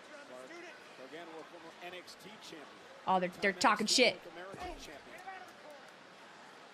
Gargano now kicks to the section of Alex Shelley. Gargano had everyone suckered in and everyone believing that he was going to do the right thing. Not me. You didn't buy it at all. Not once. And Gargano now sent out to the apron. In fact, I was probably the only guy rooting for it. I couldn't wait to watch Ciampa punch Gargano in the I face have again. heard about Monty, y'all. Over the top. Right to the left arm of Johnny Gargano. I like my Christmas outfit, thank you.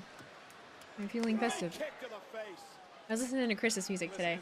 I listen to Christmas music like the week of Christmas. Once we're in the 20s of December, I start. And then I'm done. Alex Shelley in control. Yeah, you tell him, Shelly. I was very, Alex Shelley has a nutrition program that you can subscribe to. I'm so close to just being like, maybe I should, but I cannot focus on food like that again. I really want to like shred. Really want to like get shredded, but I don't. But I was tempted, but I can't focus on food like that again. It's not good for me. Christmas is approaching too fast. I haven't even watched all the movies I like to watch. Dude, neither have I. I haven't watched anything. Is that Homeboy from Magic Mike? Where?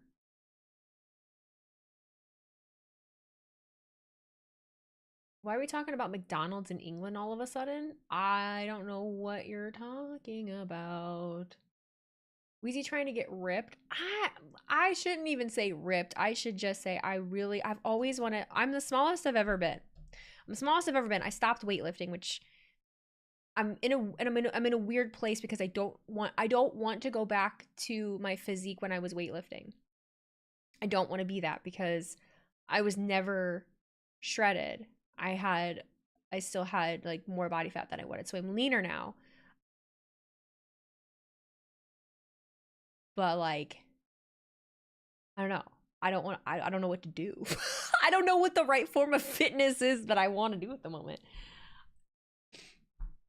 I love weightlifting. I just don't. I don't know. I don't know if my current diet would be CrossFit. No, I would never. No. CrossFit is kind of the reason I did have the physique that I did because it's just not good for me at all. CrossFit's not good for me at all. Resistance bands? In what way? I think my current program, I'm using resistance bands for tricep pull downs, but I would look good with Darby Allin face paint. I can't do any face paint anymore. My skin can't take it. I've spent too much money on my skincare. Now I can't do it. I've considered trying Pilates. I'm going to stick with my weightlifting right now, just my weightlifting movements, and no, my enemy is HIIT, which is CrossFit. I can't do it. My body hangs on to fat and water when I do CrossFit or anything like that. P90X. Nope, can't do anything like that either. Putting my body under a lot of stress for long periods of time, like getting my heart rate up that high for a long period of time, or even just in the short bursts, it sends my body into like a it's like a stress thing. So my body releases a stress hormone when I do that, and I retain weight. So everybody's body is different. That's the thing. That's the thing. Most important thing is calories in, calories out. That's what I focus on. Do 30-40 minutes on your portable treadmill walking pad. See, and I do that just for the sake of moving my joints. Alex Shelley one-on-one tonight. Shelley trying to fight back into this. You used to do P90X? Yeah, fuck that. You need to do yoga. I have too much inflammation. See, I get inflammation too. I don't currently, but I get it. Can you walk outside where you live? I have a treadmill right next to me over here. When it's warm out, I walk outside. I'm a hot girl, walk girly. But I have a treadmill in here. That's why we've got new tag team champions. He knows what it's like to fight Ciampa. He decided to your point it's better to team with Tomasa. Walking in nature is good. I'm also a woman, so I can't really go walk out in nature because I'll end up dead in the woods. Shelley trying to rally in this one. you don't laugh, you'll cry. You wish you could afford a treadmill. I got mine on Marketplace. Big knee to the midsection. Ooh, what a kick to the back of the neck. Spinning combination, shoulders down by Shelley. Seamlessly transitioning, looking for an armbar now is Alex Shelley. Where's Ciampa? Gargano escaped. You know he's not going to stay back there. Down. Well, Gargano was telling me earlier today that that move was actually cover by Shelley. I try to walk 3 miles. Yeah. And a kick out. My sweet And spot. again, Johnny Gargano uses the Gargano escape. He said that he actually took that move from Shelley, which he used to call the Border City Stretch, which you've probably been in your career. Not the Blair Witch Project. Did you tap? Hell no. Oh, what a right hand. Well, I'm not going to tell you where I walk, but I do walk outside. Only one specific place that I know I'm safe. Other than that, nope. The tag team champions.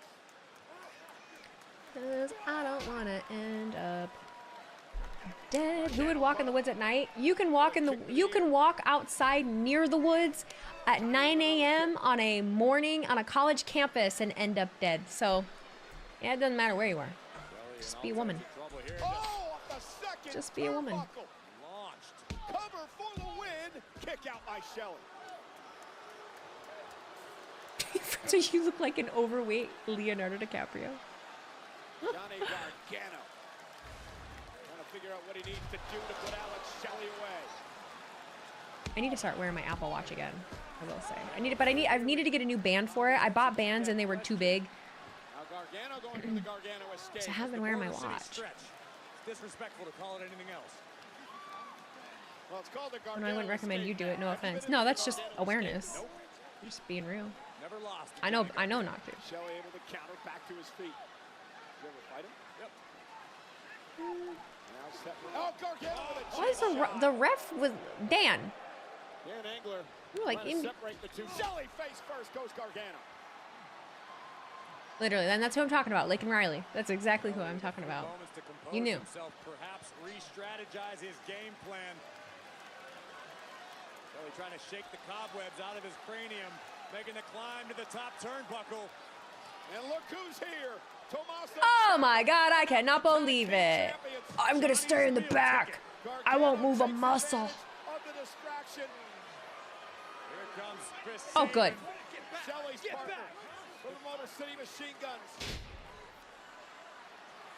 Shelley now from the top turnbuckle, crossbody, roll through, hook of the leg by Gargano. And the Oh, pulling his tights. You little twerp, in Corey's words. You twerp. One half of the WWE Tag Team Champions, Johnny Gargano. Dirty. Dirty, dirty, dirty.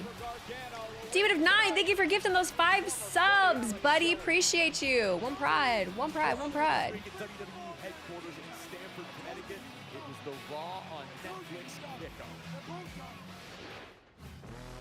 You are looking live at global headquarters for WWE in Stamford, Connecticut for the Monday Night Raw on Netflix kickoff show. Wait a minute, get it how you live it. 10 toes in when we standing on business. I'm a big step. I want to know, is the whole world ready? The newest member of the Monday Night Raw roster, Logan Paul. You are looking at the future world champion. It will be my duty to slap that stupid smirk out of his face.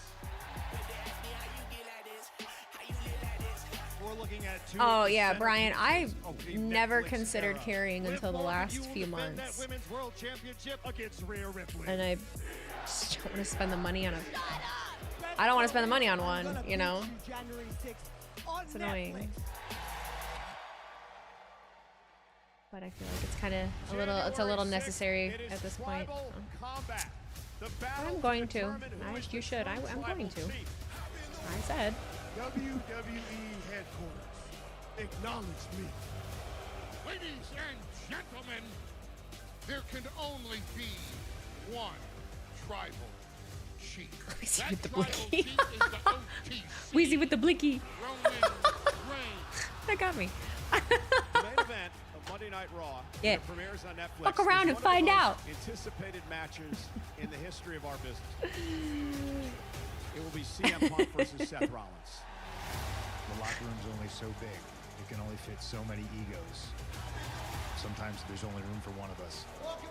It's a lot of ego. Blicky blonde.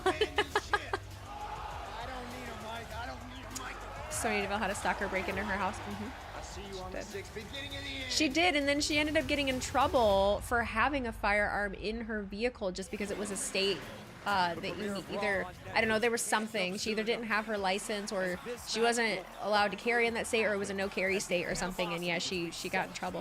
Rollins and CM Punk has been building for over a decade, and these two men will finally go one-on-one January 6th. Plus, this family saga has been building ever since Solo named himself the Tribal Chief after WrestleMania.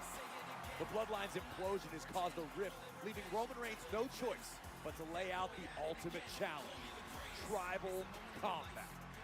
Anything goes, and the winner takes possession of the Ulafala. The Ulafala! Tribal Chief. And also just announced at the Raw on Netflix kickoff, the Women's World I have the Championship Ula. will be on the line as Liv Fa la Morgan la la. defends her title against the former champion, Rhea Bloody Ripley.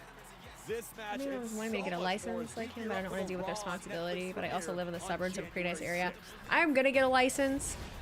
You are not required to have one in Indiana, but I'm gonna get one for crossing state lines when I can. It's been a crazy couple weeks for you, from the mysterious attack on Jade Cargill to being part of the winning team at War Games. In just a few moments, you really have a chance to solidify yourselves as the WWE Women's Tag Team Champions. You know, Byron, these past couple of weeks have been rough, to say the least. But trust, I'm going to find out what happened to Jay, but I'm not going to allow what happened to strip us of these titles, because that's just giving them what they want, and I'm not going down without a fight. But thankfully, I got a friend right here that always got my back. I got your back forever. And you know, I can never turn down a good snatch and drag. Plus, I know how important these titles are to you and Jade.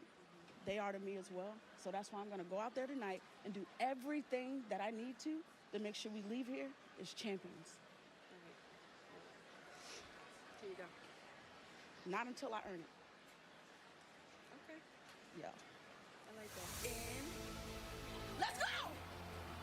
I still say it was Byron Saxton. No, I'm kidding. Was it Naomi? Superstition could go a long way. I like that call from Naomi. She's not touching the gold till she earns it. Ula fa la la la. Weezy with the Sunday night special. I'm here for it. Whoa! Stepping up to Whoa! help out Bianca Belair. It's crazy if you're driving and it's not outside your car and you cross state. That shouldn't be an offense. The U.S. doesn't make any sense, buddy. The U.S. doesn't make any sense, buddy. I can't talk about dark things. I would love to. I have so many things to say. I have so many things to say. Oh my God. Batten down the hatches for a CEO getting, you know, glicked, but fuck everybody else. You know what I mean? Like, what? It's crazy. Crazy. Oh, bro, get it. Bianca and Naomi defend against Nia Jackson. Candice LeRae. Not Jigglemania. Dirty. What is wrong with you? I can't take you. I can't take you guys nowhere. I can't take you guys nowhere. I don't want Naomi to be the culprit, but it might be, or Bianca. They're making it too obvious to be Naomi. I wouldn't say that. If it's Bianca, I'm just really gonna need a good explanation afterwards. Because I don't get it.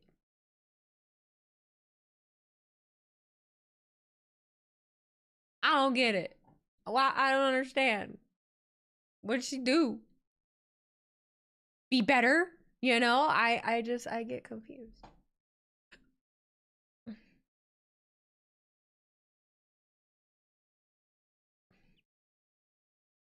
Oops.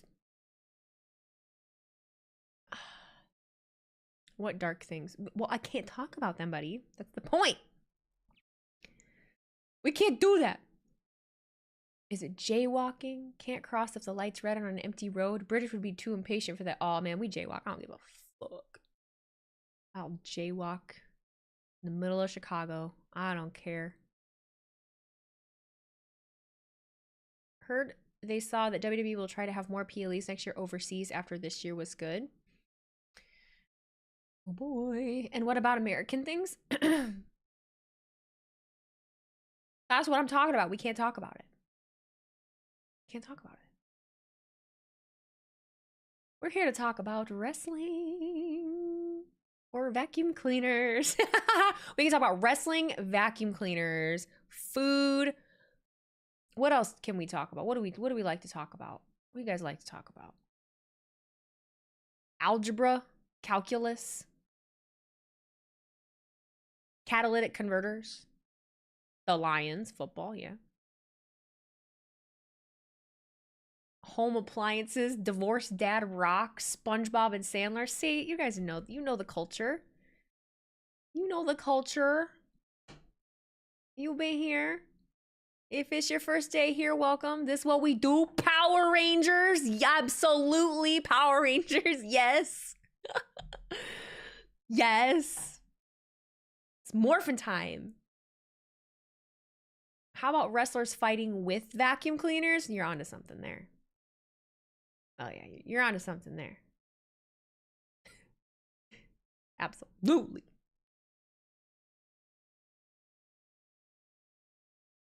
Speaking of Power Rangers, you're currently watching Kaizoku Sentai Gokaiger. Really good show. Don't know what it is. Vacuum cleaner match. Shark versus Dyson. Should be a curriculum for Wheezy streams. We can write a curriculum book. We can totally write a curriculum book. You whenever I jaywalk.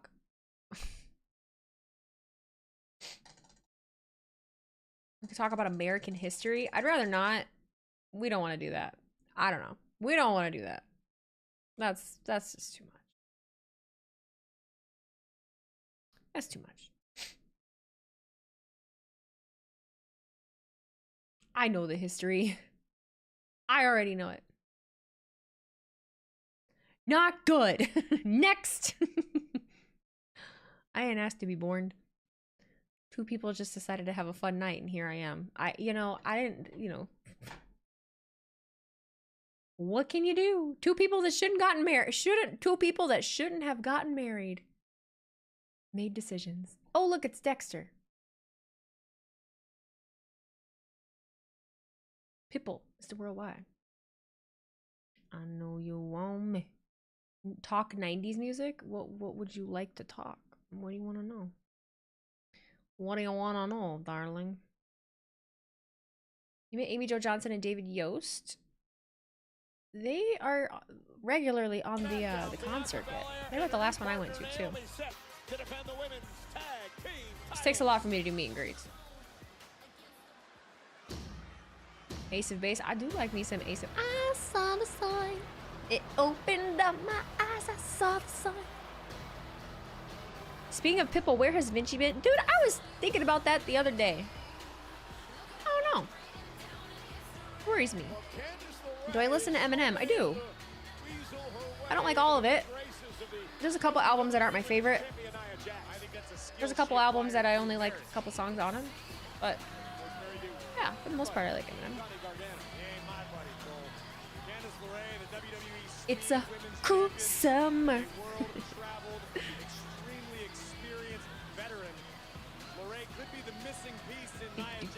One of these streams we need to have a Power Rangers portion after wrestling in place of therapy. We've done it before, we could do it again. It's just we're limited on what we can do. Like, what would we want to do? Copyright shit, you know? Copyright shit.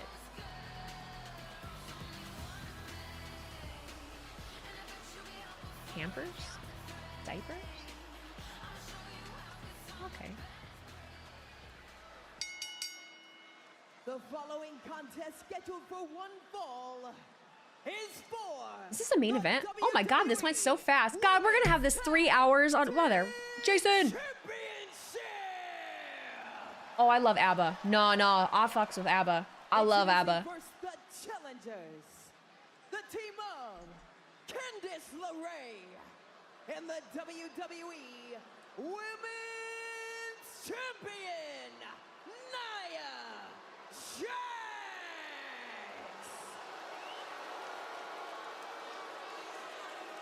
And their opponents, they are the WWE Women's Tag Team Champions. This is for the belts, apparently. Which is kind of horseshit, really, when Jade isn't here. But I get it, they made the decision for Naomi to be in her place. Like, okay, but they could totally lose it. They could totally lose them. And then that would cost some shit for Jade, like when Jade comes back. Like, hey, you lost my fucking title. I wasn't even here to... But yeah, I agree that you would think that they should just have to relinquish the titles. I'm with you there. Let's see what happens. Let's see what happens. Let's see what happens. I expect Bianca and Naomi to work extremely well. Tag team wrestling. I mean, Candice as a tag team champ at the same time as Johnny. Naomi and Bianca do have a great deal of history. We mentioned they were part of the 6-person tag team match back at WrestleMania. Here's the power. Candice is so small. It's not like Bianca just picked somebody out of thin air. This is a friend, someone she's Jade's injury, I believe it is storyline, but that's what I mean. They could have written her off for the sake of just getting to the point where they could have a feud just because they wanted to. A means to another means, you know? willing to do Nia's bidding. Let Nia call the shots. Let Nia be the quarterback. They obviously wrote her off for a reason. Executes. That could spell big things. Unlike Tiffany, No one actually plowed her through the top of a fucking car. Unless, I don't know, I didn't think she had another injury. Now I'm questioning everything. Nia tonight with a chance at the tag team goal, but again, Candice LeRae weaseling her way in. And tag made, and here comes Naomi. Candice is the smallest one in this match. We don't know that for sure. We don't know anything for sure. I'm the queen of we don't know anything for sure. Why not? Why not? Double back kick by Naomi slows down the irresistible force. Oh, good night. Nia covers to win the tag team titles. Kick out by Naomi.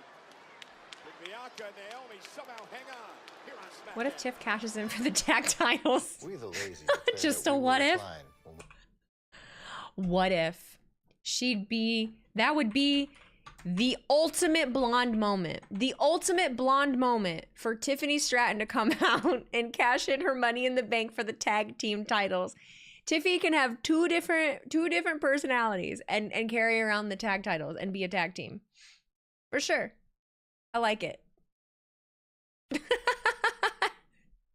I like it. I like it. I like goofy shit, so sign me up.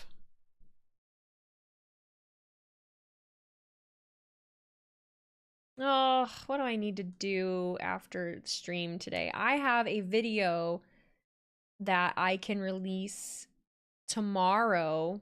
I'm just trying to think of what a good time on a Saturday is to release a video. So I have a 29-minute video. Longest video I think I've ever made on YouTube. A 29-minute video of me placing WWE content creators and media on the naughty or nice list. So I gotta figure out what time that drops. It is 29 minutes. My editor worked extra hard on it. Mike.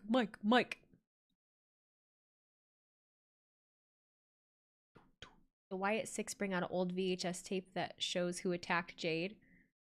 The Wyatt Six could get involved. I just remembered that Dexter wrestles on Monday. Is it just WWE or wrestling content creators as a whole? Just as a whole.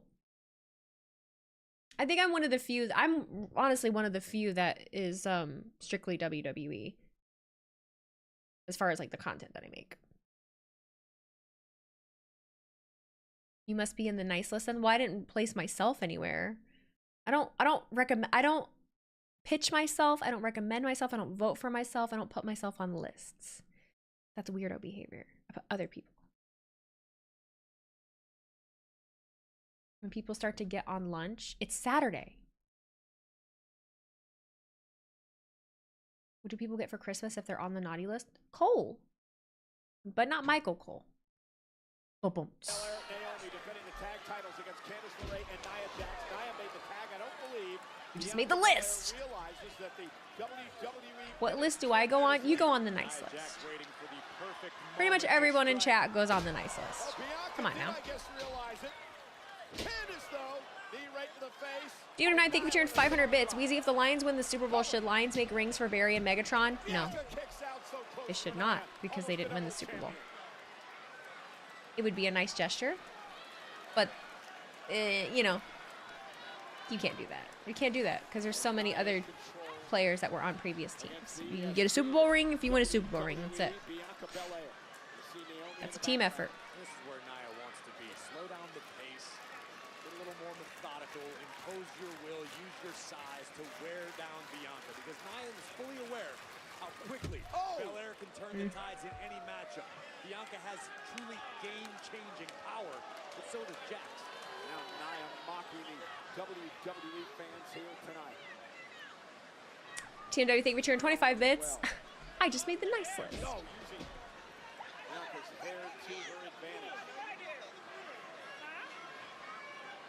What included the ones from England on the nice list? Tell her, Jason. So what the hell you doing?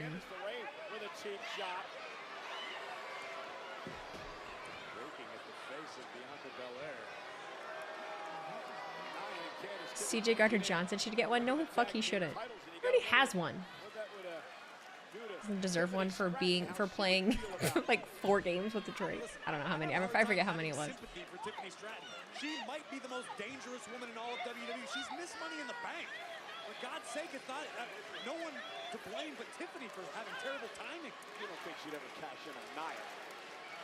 I would hope not. Who is a WWE champion on WWE Smackdown? Cody Rhodes. Women's world champion.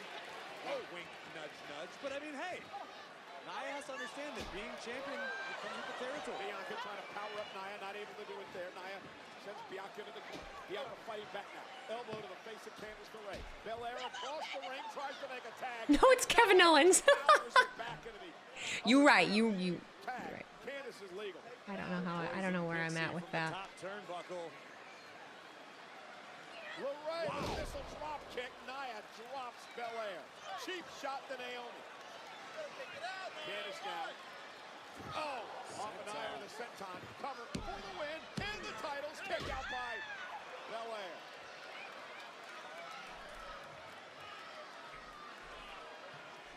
Now Candice needs to realize the onus is on her to push the pace of this matchup. She has gold within reach. Candice needs to stay on top of Belair. You can't allow Bianca to have this much time to recover. They're trying to rally her. Candice continuing to control and Bianca trying to fight back. What's this, the 1980s Federation? He's a time traveler. Create some sort of space. No one to tag though on the apron because Naomi was knocked off by LeRae. I mean, would I include chat from England on your nice list? Yeah, we don't. I don't separate my chat based on where they're from. You guys are just all my chat. I don't favor the Americans. If you're in the chat, you're in the chat. You're a member of the Blonde Line. I don't care where you're from. I love y'all the same. We are one. Little kick there. It's Tuesday, isn't it? Sorry. England, when you guys mimic Americans, do you all act like we're from Texas? Or do you just get really nasally, like me? What do you do? A bottle of water. I'm sorry. I think in Naomi's mind, a win tonight would be like her winning the championship. She said she refused to touch it before earning it. Naomi came within a millisecond of that happening moments ago. Naomi sidesteps Jackson, goes shoulder first into the post. Naomi with an opportunity now. Split leg moonsault, nobody home. Jackson, a little quickness of her own. And now Nia trying to position Naomi. Looking for the annihilator. Naomi. Oh, she grabbed her cheeks. I think Nia Oh my God. face first with the top of the. Oh my God, Naomi. Oh, fuck. Oh, Nia split open on the forehead. Busted open. Belair now. From the top. That's far away. Oh, oh, God. Cover to retain. Candice LeRae saves the matchup. There's a lot of ground to cover for the EST. 450 splash from What's happening? halfway across the. What's happening? Here comes Strat. There's money in the bank. Marching down in the ring with the briefcase. She's cashing in, like we talked about. She's cashing in on the tag titles. She's the tag team. It's the ultimate blonde moment. I can say that. Jackson LeRae.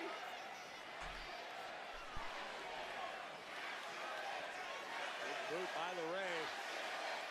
Candice, tornado DDT. Bianca's in trouble to win the tag team titles. Hook both legs, and Naomi saves it. No, yeah, Tiffy's fit is very, very nice. I want a tummy like Tiffy. Ugh. Tag made once again. Naomi legal. They are saying cash it in, yes. Yeah, Nia's. I asked you for the briefcase.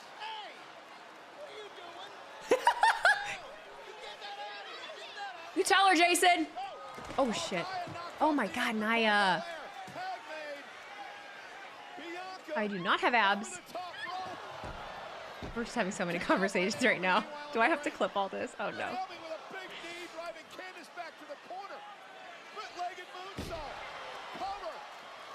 Got it. Ah, all right. I really liked the idea of Candice being a tag champ at the same time as Johnny. I thought that would be great, but it's okay. That's all right. It's fine. It's a missed opportunity. It's cool. It's all good. I know Tiffy has a gymnastics background. I know. I have a working at McDonald's background, and I'm kidding. I'm kidding. Okay. I mean, I really do have a background at McDonald's. Nia's cut didn't look good. Foreheads, well, no matter getting cut on the forehead, no matter what, it's gonna bleed the most. There's nothing there to clot, so it could just be something small. Hopefully, she doesn't need crazy stitches or anything. Hopefully, it's not deep.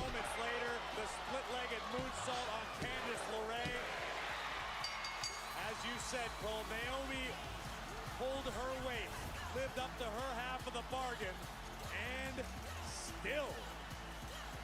See, look, she wiped it.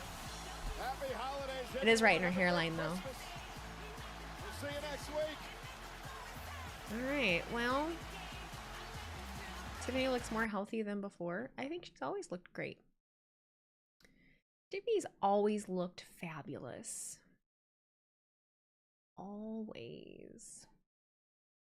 Always. Always. Always. Always. I love you. I hate you. Sorry. Saliva. Is this a double taping?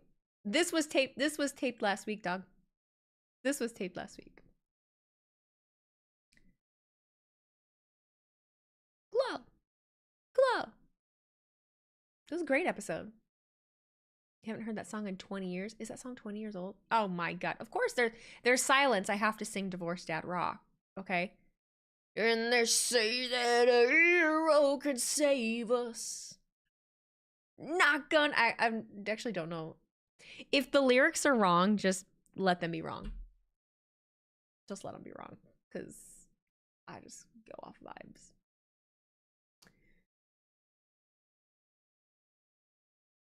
And no one can stand in his way. See, that's why I didn't sing it, because I didn't know that that's what the words were. Okay, and they say that a hero can say us, and no one can stand in his way. That's not, I did not think that that's what the lyrics were. I'm not gonna stand here and wait. Okay, so none of us actually know. See, that's what I mean. That's the thing about divorced dad rock, is it can be fucking interpreted in 3-4 different ways. Which is the right one? We have to find out. But I'm clipping 2 videos. I gotta clip these 2 videos and then.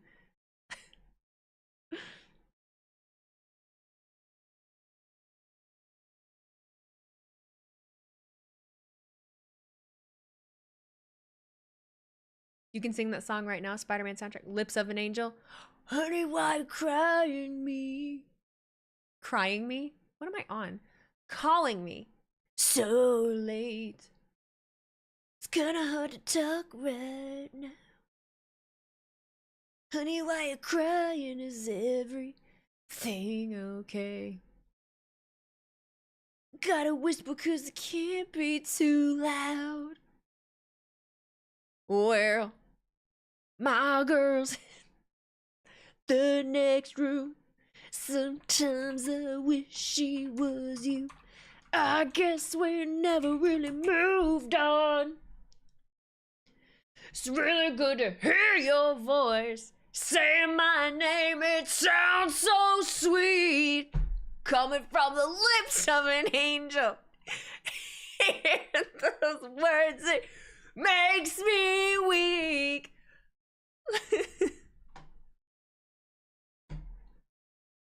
You hate that song? I love that song. It's a moment in time. It's a terrible song. Like, it's a good song, but like the subject matter is fucked up. Like, it's fucked up. You know, you feel bad singing it. You're like, oh my God, this is a piece of shit. Do I know any 30 Seconds to Mars? I know like 2 songs probably. Puddle of Mud? Oh fuck. She fucking hates me. She fucking hates me. La la la la. I tried too hard and she told my feelings like I had none and ripped them away. She was queen for about an hour. Left her then, she went sour. She took all I ever had. No sign of guilt, no feeling bad, no. I fucking love karaoke. Don't get me started. Don't get me started. You could give me, I will sing anything. You're giving me all my favorite ones to sing too, because they're in my octave. Stained, you gotta pick. There's a lot of good Stained. Now that you're here so far away. That's Stained, right? I think so. Gin and Juice, that's rapping. I can sing certain rap things. There's some raps I know. Linkin Park, a lot of Linkin Park. Crawling is probably my favorite Linkin Park, I think.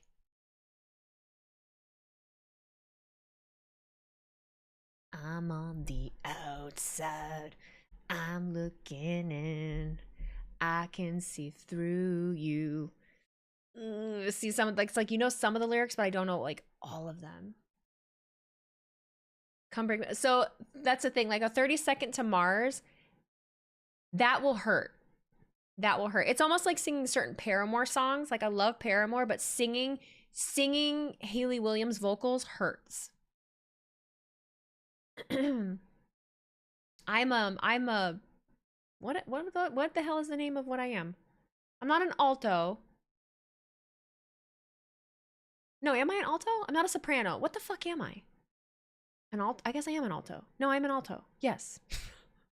Yes. That's the middle one. Because I have a medium. I'm a Sabrina Carpenter. How about that? Voice, like vocal, she's a better singer. I'm not saying she's fucking prettier and I'm just saying, not baritone.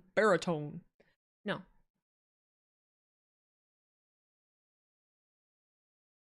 We were meant to live for so much more. Espresso.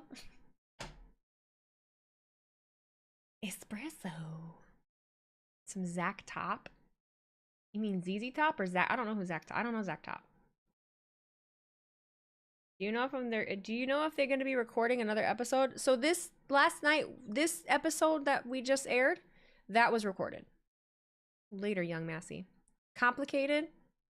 You come over unannounced, dressed up like you're something else. Where you are, where you sad, you see?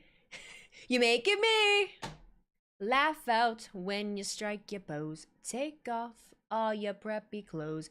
You know you're not fooling anyone when you become somebody else. Around everyone else, you're watching your back like you can't relax. You try to be cool, you look like a fool to me.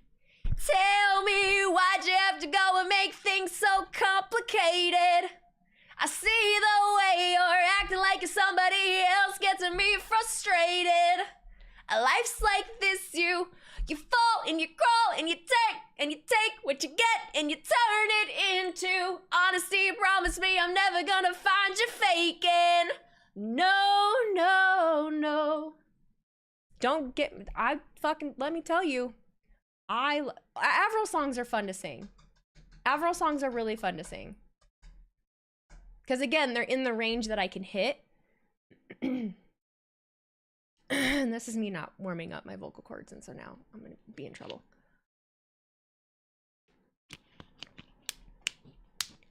That chorus is so long and wordy. It's so good though.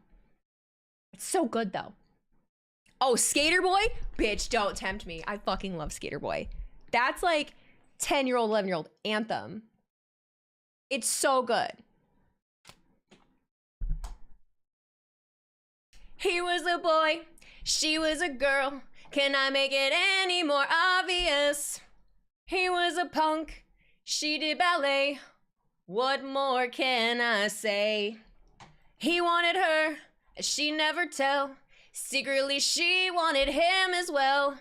And all of her friends stuck up their nose, and they had a problem with his baggy clothes. He was a skater boy, she said see you later boy. He wasn't good enough for her. She had a pretty face, but her head was up in space. She needed to come back down to earth. 5 years from now, she sits at home, feeding the baby, she's all alone.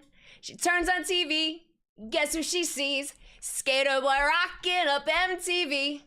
She calls up her friends, they already know, and they've all got tickets to see the show. She tags along, stands in the crowd, looks up at the man that she turned down.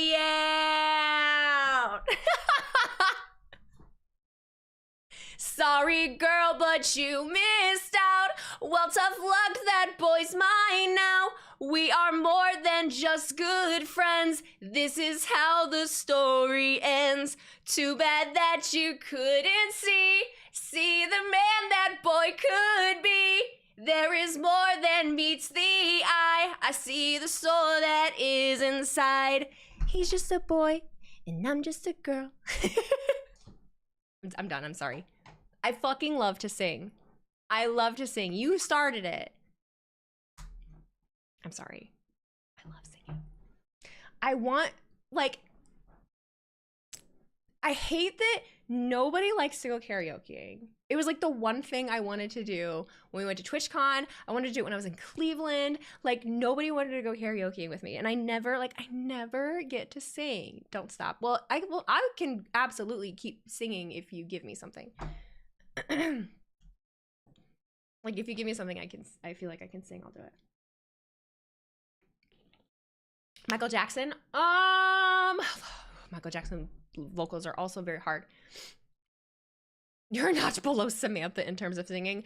Samantha is such a good singer. Way better than me. Paramore. Paramore's very hard. Paramore is very hard. Like Crush, Crush, Crush is an easy one from Paramore. What's the one that's really hard? There's a lot that are hard. Billie Jean. I'd have to look at the lyrics. I know Billie Jean is not my lover. She's just a girl. Still Into You. Still Into You is so hard. Oh, that's a real hard one. Pink. Pink. I'm about to look up lyrics. Misery Business is also very hard. That's what I mean. Like, Hayley Williams' vocals are very, very difficult. Sing a wrestling song. Dixie Chicks. I don't know any Rhonda Vincent. Incubus. Whatever tomorrow brings, I'll be there with open arms and open eyes. Yeah. It's not over. Daughtry, I was blown away. What could I say? It all seemed to make sense. It's not over. Try to do it right this time around. I'm just trying to be him. That's not my voice.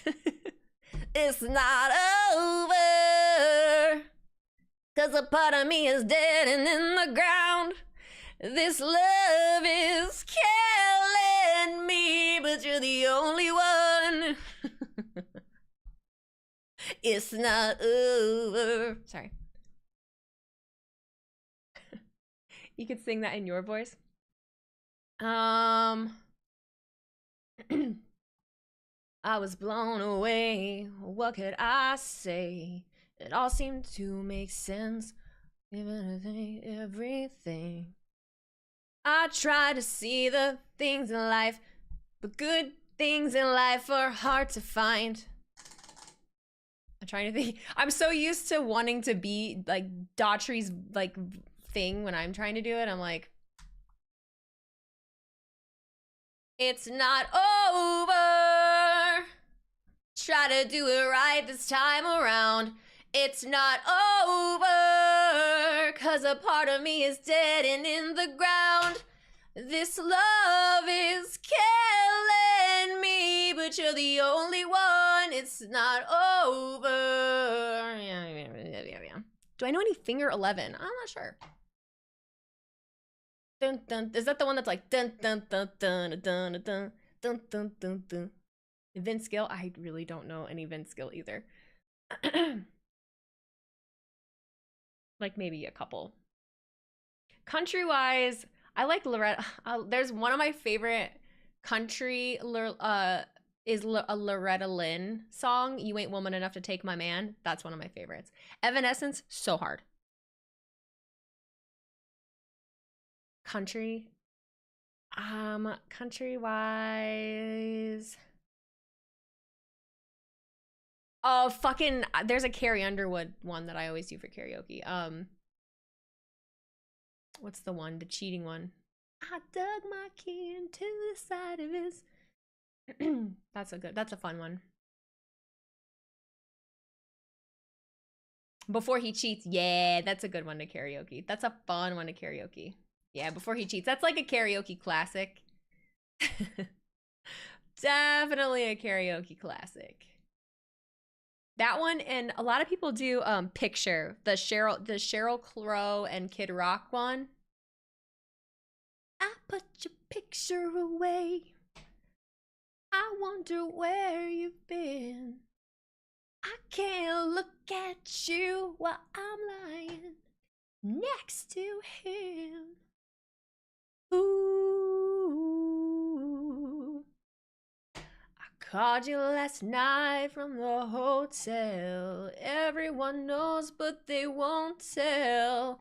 But their half-hearted smiles tell me something just ain't right. I've been waiting on you for a long time. Fueling up on heartaches and cheap wine. I ain't heard from you in. That's a hard one. Like 3. I don't even want to try it. I don't even want to try it. Any Christmas songs? I mean, all kinds of Christmas songs. This is, I don't know that I've ever done like karaoke with you guys. I'm always just trying to be funny. Creed. Do do do. Sing some Slayer. I can't. What a destroy. Away in a Manger. I went to Catholic school. Hi. So I do know a lot of like church hymns and Christmas songs like that. So I do know Away in a Manger. Oh Holy Night, I should know. I know like the first couple lyrics. Kelly Clarkson. Miss Independent is my favorite Kelly Clarkson song to karaoke.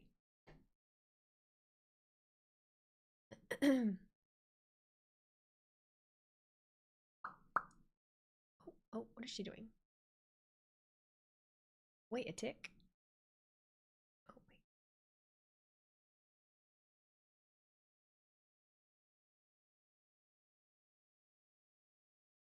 I don't even know. Can we take me high? Can we take chat higher to a sub goal we've never seen? Can we hype the channel to a level we've never been? No, Chair Bear. Thank you for the resub. Love you, Easy. Every month with you is worth it. Well, thank you, buddy. I appreciate it. Lady Gaga. I like a lot of Lady Gaga. Judas is currently one of my favorites. Poker Face. Ma. I wanna roll with. Pop, poker face. Pop, poker face. Ma. Whoa, I'm in love with Judas.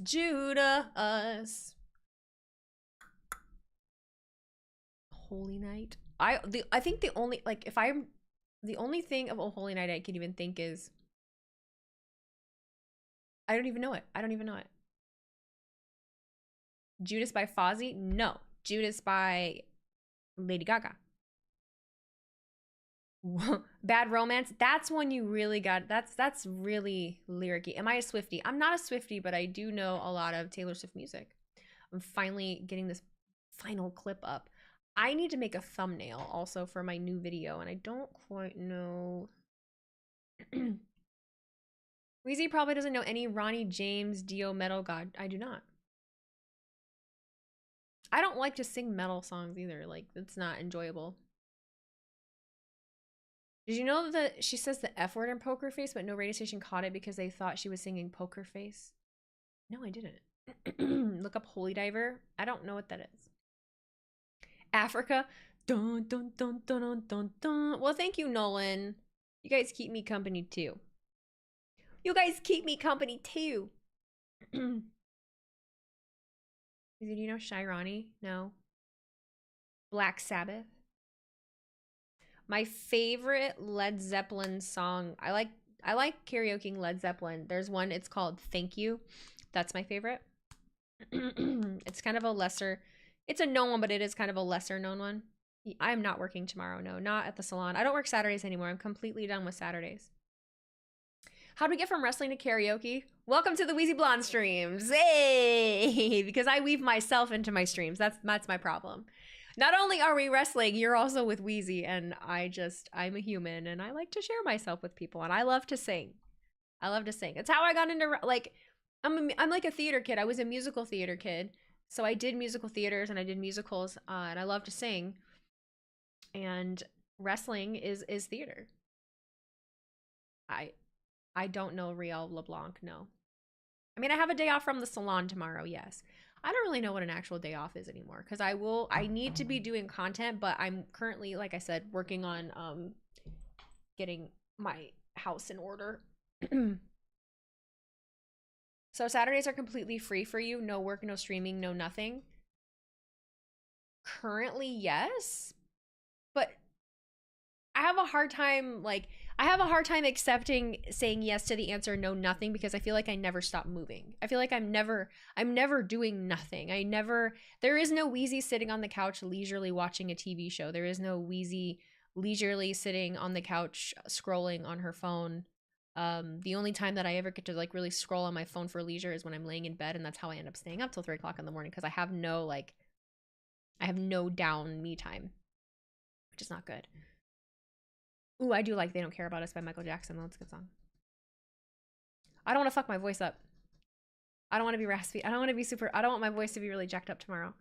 So Saturdays, I like to leave Saturdays open for PLEs, and in the morning being able to take care of anything that I need to, whether that be house stuff or recording or writing scripts or anything that I need to do. But I also like to leave them open because Saturdays and Sundays are my husband's only days off. So, I don't want to be sitting in my office all day when my husband and I only have 2 days where we can hang out. So I like to work Monday through Friday. Monday through Friday. Who's my favorite wrestler? I don't have one. Chief J Strongbow. Saturdays are mostly my chill days too. Sundays are my chill day, or they're supposed to be. I'm working this Saturday. Sunday. I'm going to the salon to do. It's the week of Christmas. Hairstylist. We do each other's hair. My one coworker needs her hair extensions moved up, and so I agreed to do that. So I'm going to the salon at 10 a.m. Sunday to do her hair on a Sunday. Yep. Just to move up. It'll take hour and a half ish. Like $100. You wish you had chill days? Me too, because I say it's chill, but like it never is. Sundays for Wheezy is her family day. It is, but usually not till after 3 o'clock. So before 3 o'clock, I'm free, but that's great money. It is. It is. I would rather her be, I wish she knew how to do hair extensions because I would just trade with her and have her move mine up because I really need mine done, but it's the week of Christmas and I'm not asking my boss to fix mine. But my boss and I trade doing each other's hair. And she does not need hers done as often as I do. She doesn't stitch her hair extensions. She doesn't do her stitching the way that I do my stitching. I wish she did. It's the curse of being a hairdresser and not being able to do your own hair. Pisses me off.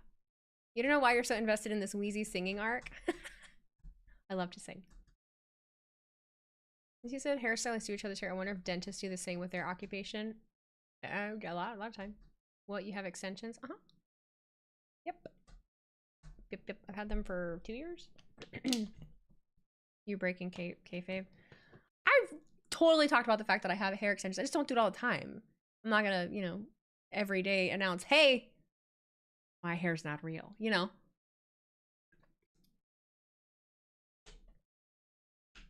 I'm on the internet. That's just a way to get your ass fucking chewed out every day.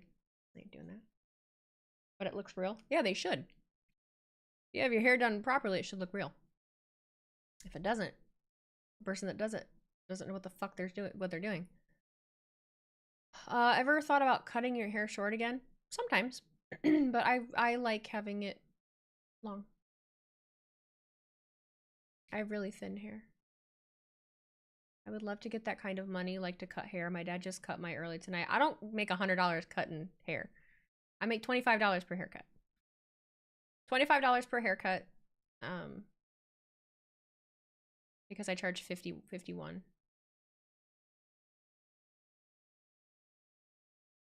Well, if you had someone do your hair, they did a great job on you. Thanks. My boss does mine. Well, any of the girls at my salon can color my hair. I let anyone color it, but I wait too long to get it done. So I'm currently in the process of getting my natural hair blonder. So I need to get one like within the next 2 weeks. And then I need to get my hair extensions moved up. I've been on stream a couple times without them, but no one ever really says anything. I always think it's really cute. I always think it's funny. $25 for a women's haircut, that takes hours. I can do a women's haircut anywhere from 45 minutes to an hour. I charge 51, I make 50% commission, so I make 25. Where did I get my necklace? This was a gift from my aunt. This was a gift. I was gonna sidetrack. I need to make a thumbnail. I need to make a thumbnail, but I don't know how I want to do that. You know why, Weezy? I know why what? My cut and beard takes an hour.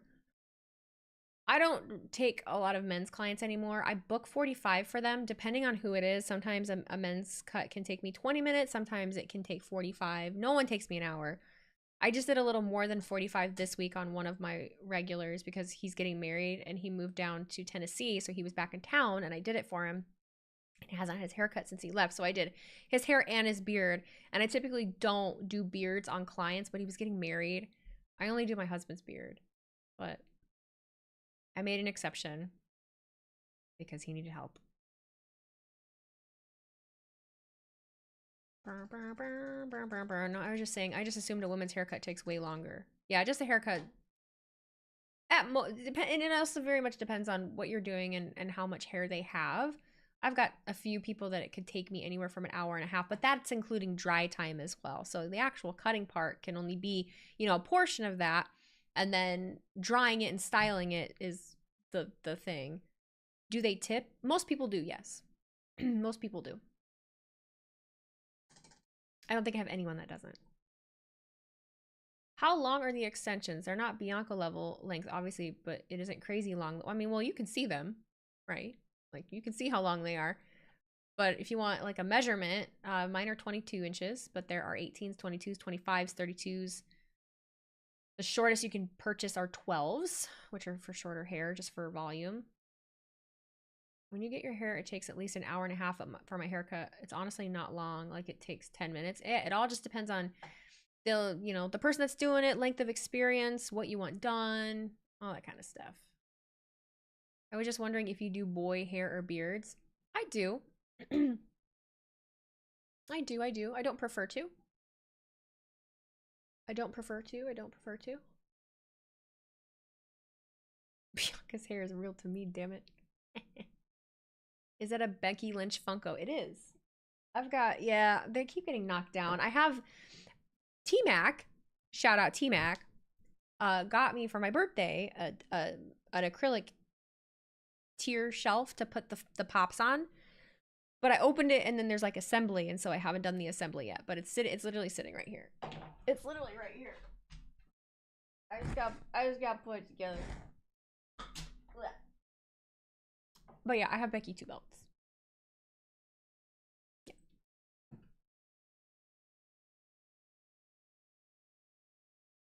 Notre Dame's up 20-3. Damn. You like the logo? Thanks. The only wrestler pop I have is Sasha Banks. When I picked up, I don't have Sasha Banks, but sitting right here, I've got Liv Morgan, which she does not stand up. She's too heavy. I have Bianca back there too, but Bianca always falls over also. But Asuka, this is my favorite. I have OG Hugger Bailey. How you know that was for me? I thought I didn't put my info on that gift. You did. You did.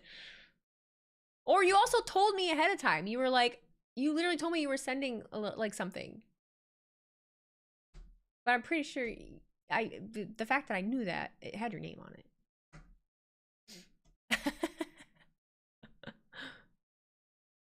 The Zelina Vega one. Just wondering, could we see Kevin because we haven't seen him for a while? I honestly don't feel like I don't want to get up and grab him. I know. I'm sorry. I know. I actually, all my alpaca stuffies and everything, I have in a bag. They're actually in a trash bag. I'm not going to throw them away, but yeah. Just not something I want in my office anymore. You provide me with great. Well, thank you. I'm glad you think I'm entertaining. I appreciate that. I want to be entertaining. The Funko Pops are a fun collector item. They're cool. They are alpaca'd away. Weezy lying to us. What am I lying to you about? Go home, Bunk. Go home.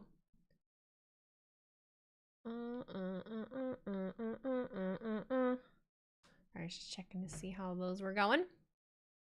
I need to make a thumbnail, and I don't know how I want this thumbnail to be. Did you hear Conman got a WWE title? I did. His editor got that for him. I thought that was super sweet. It's so generous. So very generous. I wish I had the means to get my editor a new computer. Or at least a new graphics card, but I literally, you know, I bought my PC. I financed my PC. I think I just paid it off, but I financed it because I knew I needed it. I was editing videos and stuff. You need some horsepower. You need some horsepower to edit videos. There's an alpaca farm about 4 miles from me. Kind of same. There's a couple around here, truly. Oh god, I haven't actually watched this, but I just want. Oh wait, no, I don't want that. Ah! I just want to take a screen grab from this video. You need to make sure you wear your Ulafala on Monday. I will. I will.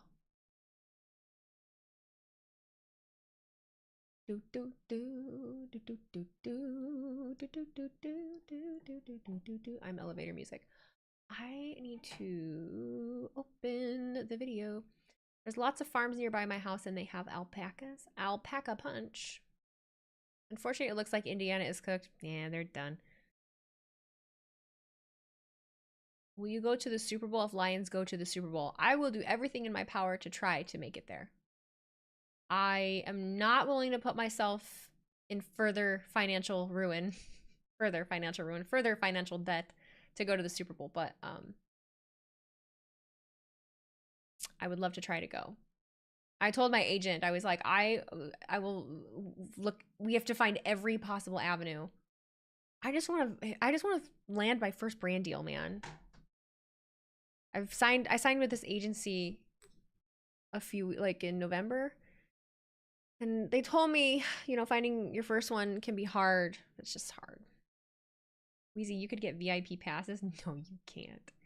No, it doesn't quite work that way. I know people think that like I could just get passes to stuff, but that's not quite how it works.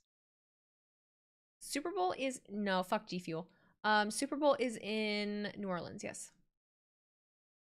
Oh, you were just wondering if I would. No, not quite how that works. Nobody knows who the fuck I am.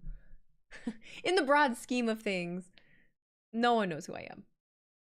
I'd have to get hired by Barstool or something, and that's never gonna happen. You would really want to go to Detroit if possible if we win the Super Bowl. Like, I'm gonna be partying to where I would too. I would go up to the city for sure.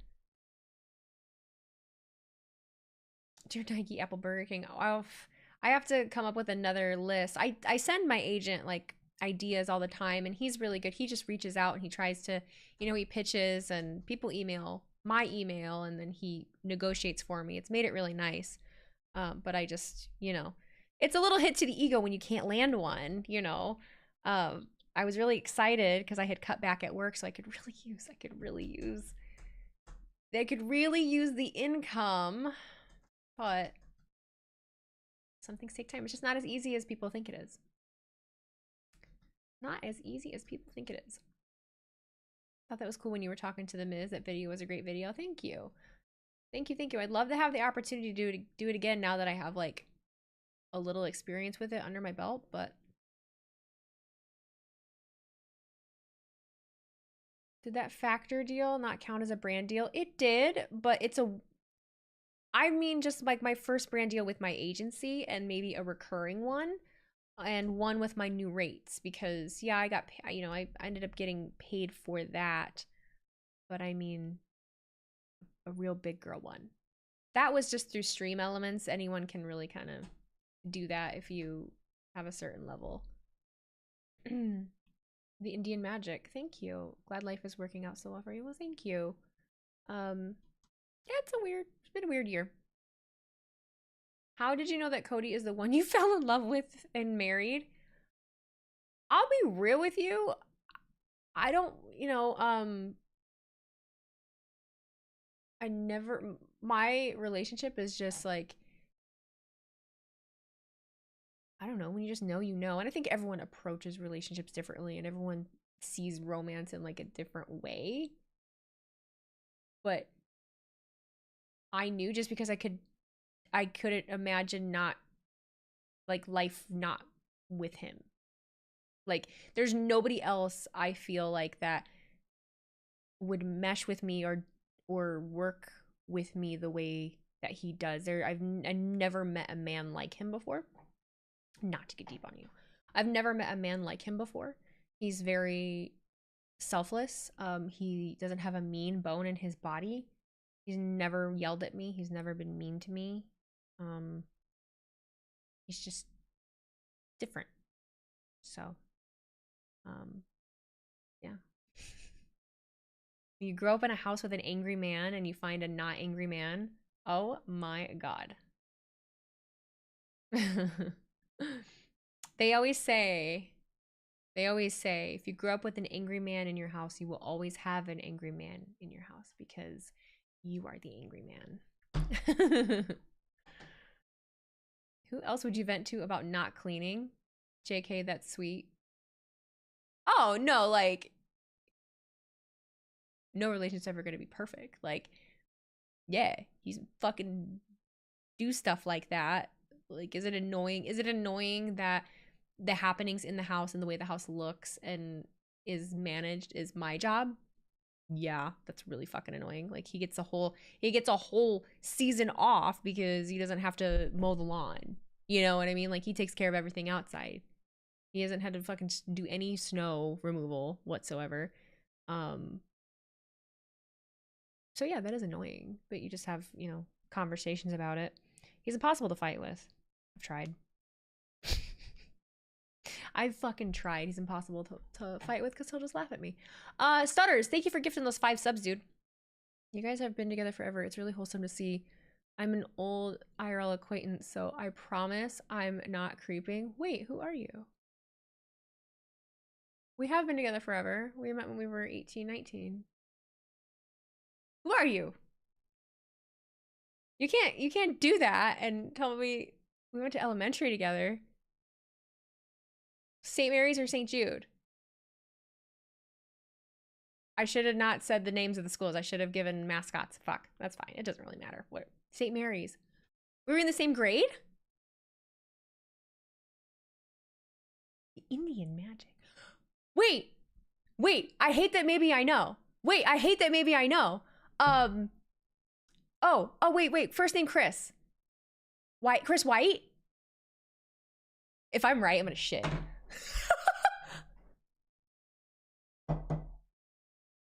Context clues. I'm so good. That's so funny. Oh my God, that's so funny. Well, hi. Oh my God. That's hilarious. The rest of the chat is just, what's happening? I went to a really small elementary school. I went to a really, really small elementary school. My class had like 14 people in it. I went there from preschool until like the 6th grade, and then it closed, and then I had to go to another school. But yeah, so I know anyone that ever went to that school, I would fucking know them first and last name. So just, I remember that. I don't know why I remember. My memory now is ass, but everything from school, for some reason, mine is high school. I don't really remember high school that well, but I just remember those things. So good to see ya. Thanks. I appreciate it. Thank you. I appreciate it. That's super cool. He was the only Indian kid. So I'm literally a 32-year-old adult. Okay, I am a 32-year-old adult. I remember, because you were still in 6th grade. Yeah, because we had it, or maybe it was 5th, but there was a teacher that also was, and I just remember her talking about it all the time. Life is funny. Life is funny. But that was what I put it together. It said Indian, and that's the fact that I remember. You left in 6th, you couldn't afford the tuition anymore. Okay, I didn't think so, because that last year, the 6th grade, we ended up just talking about my life now. 6th grade, we merged, so it was 5th and 6th grade. So the 5th grade and the 6th grade classroom, we were in the same classroom because we had to cut down on teachers because the school was going down. The school went down. Yeah, sucked. It was a cool school. From what I remember, I don't see or talk to anybody from there really anymore. Oh, I did just see one girl last weekend at a wedding. You know, I see people just around and from afar. I was a delinquent. I wasn't well liked in class. I remember like feeling like you got in trouble a lot, but I don't remember why. Like it's T-Mac gifted a sub to my old classmate. What's up, dude? Thanks, T-Mac. Deep dive into Wheezy's origin story. Lord, I know. Yeah, I don't usually outside of wrestling, I don't know that I've ever really shared with y'all like my high school experience or like school experience in general, other than the fact that like I fucking flunked out of college. I never knew. They didn't treat kids like me like we had problems because I hid it really well, you know? Like, I was actually really shitty. Like, I was fucking terrible at school. But I was well behaved, so they overlooked the fact that you have, like, you know, a learning disability. They treated you like you had problems. Because I did. Well, a lot of people did. A lot of people did. They didn't know what was going on at home with me, so. They had no idea. My parents didn't get divorced until I went to St. Jude. It was that summer, the summer after 6th grade, my parents finally got divorced. So I was looked at like I had issues when I went to St. Jude. We're getting deep. Wheezy villain story. The villain origin story. The villain origin story. No, the real villain origin story is like the one kid, the only kid that I considered dating when I was in high school. And then like, I don't know if he was like fucking embarrassed. I don't know what it was. He was like embarrassed of me. He was on the baseball team. He was embarrassed of me or something. And so I remember being pissed about it. And then I never dated anybody else until I graduated high school. Definitely picked on Wheezy sometimes, but she was always super sweet to me regardless. Did you pick on me? What the fuck? No, it's fine. I was usually pretty nice to people from what I remember. I think. But it's okay. I don't feel like, yeah, I don't remember being like targeted by anybody or like being viciously bullied or anything like that. I feel like maybe if you picked on us, like, yeah, we just expected it. I feel like maybe we just expected it, so no big deal. You were a 4 varsity golfer in high school. I tried out for the golf team. I left in the middle of tryouts. That was stupid. Wheezy knows she was a plastic in high school trying to pretend like she wasn't cool. I have an alarming thing to, I was not. I was not at all. I have one memory from class that still haunts me. What? I really, like, a lot of it, like, I remember the people, but, like, specific things happening are so repressed. Because I'm not friends with anyone from my whole friend group that I was friends with in elementary school through high school. I don't talk to anymore. You got in trouble for saying that big hoodie was Renee's. Oh my God, why do I kind of remember that? I kind of do remember that. That's crazy. That's crazy. That's crazy. Jumped my ass because I was kind of, oh my God. I kind of do recall that. Wild. Wild. It's hard to look back on things as an adult. It's hard to look back on things as an adult because you're literally kid. Like, you're a kid. We're literally kids. I had a friend in high school. When we were like 16, 17 that got pregnant, and I went to a private high school. And we handled that poorly. We were terrible friends. We had a 16, 17-year-old friend that got pregnant, and she gave her child up for adoption. It was an open adoption, but she really, really struggled with it. And we were the fucking worst friends in the world. We were so awful. I'm so embarrassed. I'm so embarrassed of that. You have 3 daughters? Oh my God. That's awesome. Well, I'm glad. I hope you're doing well. I'm so glad I started this. Well, I would have never thought that this would be what I'm doing. So, life. I feel like I've lived 10 different lives my entire existence now. I've been meaning to make this thumbnail. Oop, there we go. I have hair in my mouth. That's me. That's my new YouTube video. I just need to like screenshot part of it. You did not want kids. I don't think. Pretty sure still I don't. We're both on the same page with that though. When did I start streaming? 2 years ago? It's been a little over 2 years now. Are we on a hype train? Oh, hype train was complete. I was busy yapping. I didn't realize we were on a hype train. Whoops. Have I ever been in a school fight before? No. No. Oh my god, no. I'm trying to think of like the what the spiciest thing at school would have ever been that happened. I don't even know. In high school, I was so just not confident in myself whatsoever. I was a very, very different person in high school. I would love to go back. I wouldn't love to go back to high school, but it would be fun to go back to high school, like with the person I am now. But like, you become this person with your life experience and like the stuff that you've done. There's no way I would be this person then because I'm who I am now because of all of those things. But I was a quiet kid. I was a quiet teenager. I was very unsure of myself, insecure, quiet teenager. And then I graduated high school and met cool people, and they didn't treat me like I was weird, and then kind of came out of my shell and got different jobs that made me be social and just learned that there's a world outside of your little high school and the little small cliques, and my friend group didn't like that, and I just kind of went a different direction. I don't think it's 3 years I've been streaming. I think it's 2.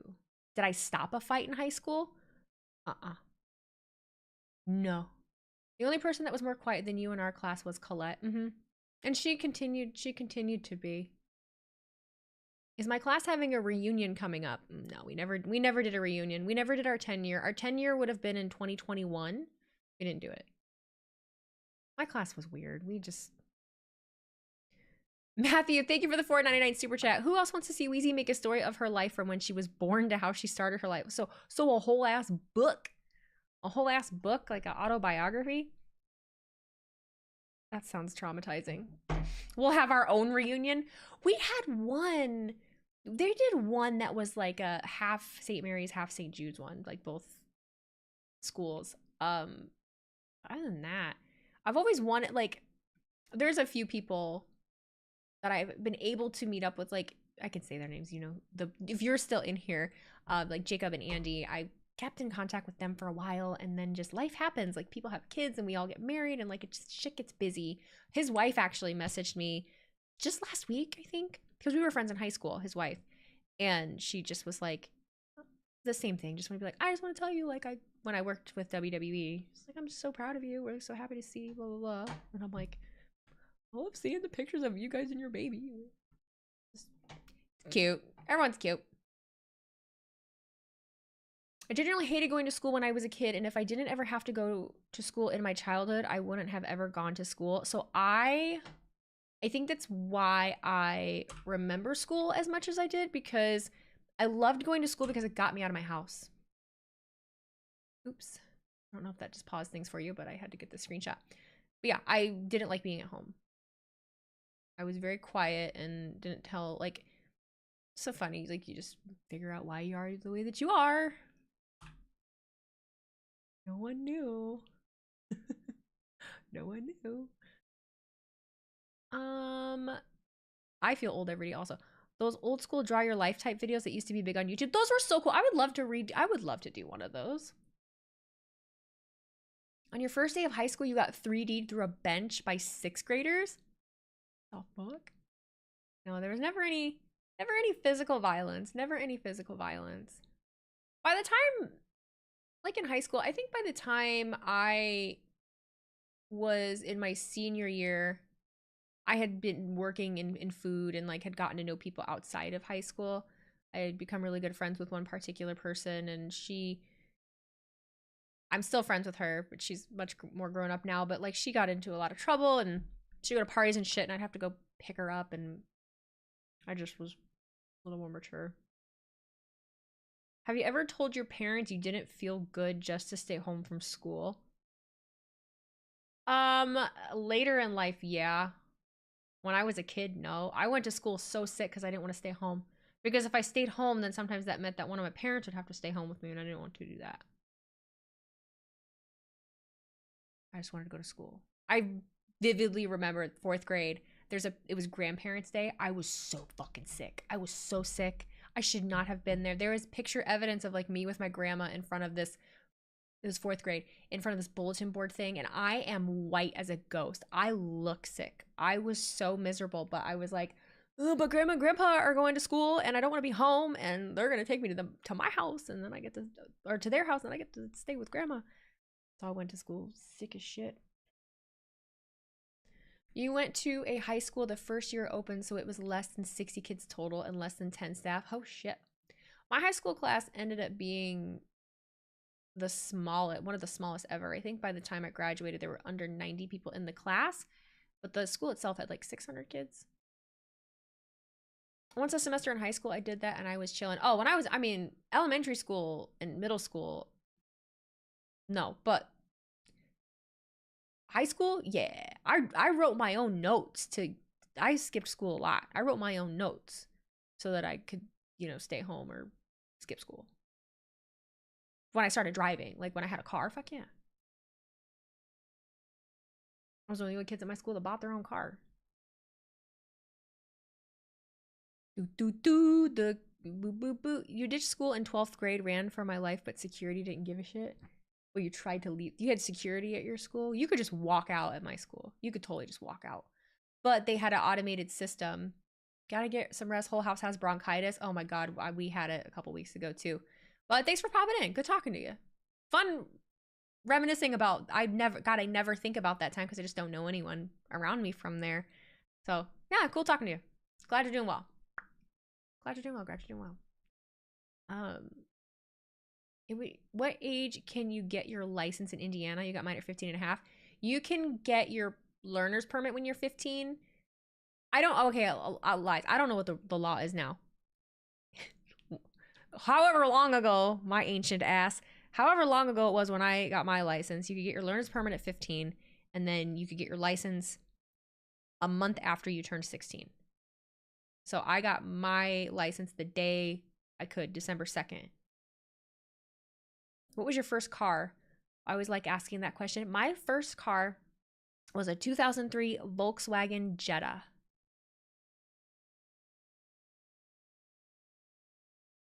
Such a wholesome moment. It was fun. I have really fond memories of like my just elementary school experience in general. But I was just such a very different person. I was such a very, very different person. In New Jersey, you can get your permit at 16 and your license at 17.